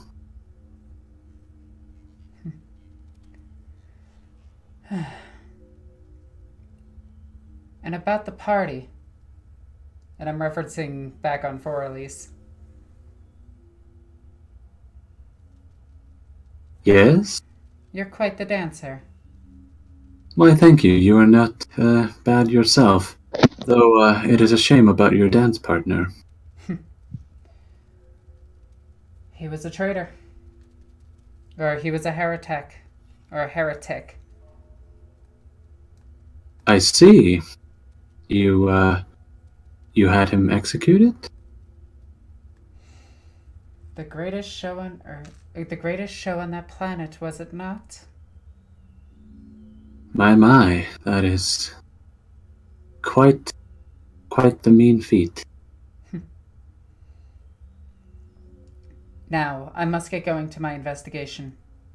Of course, I will contact you as soon as I have something pertinent. Thank you.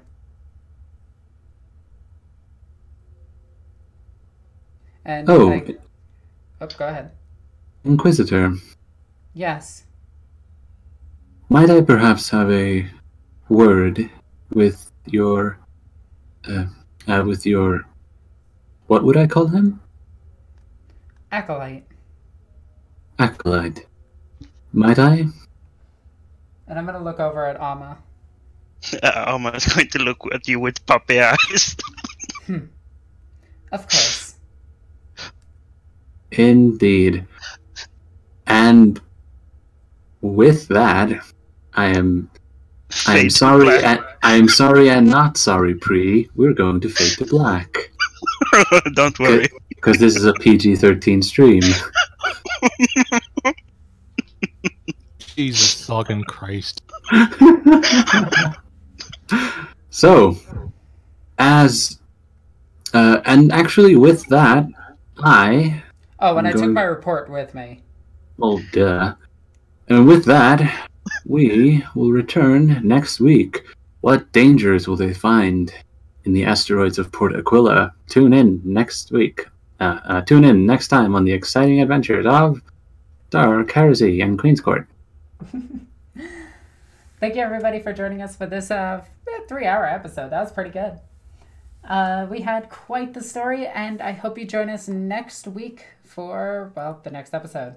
Anyway, guys, I'm Alexis, the Ego Queen. I love you guys. Bye!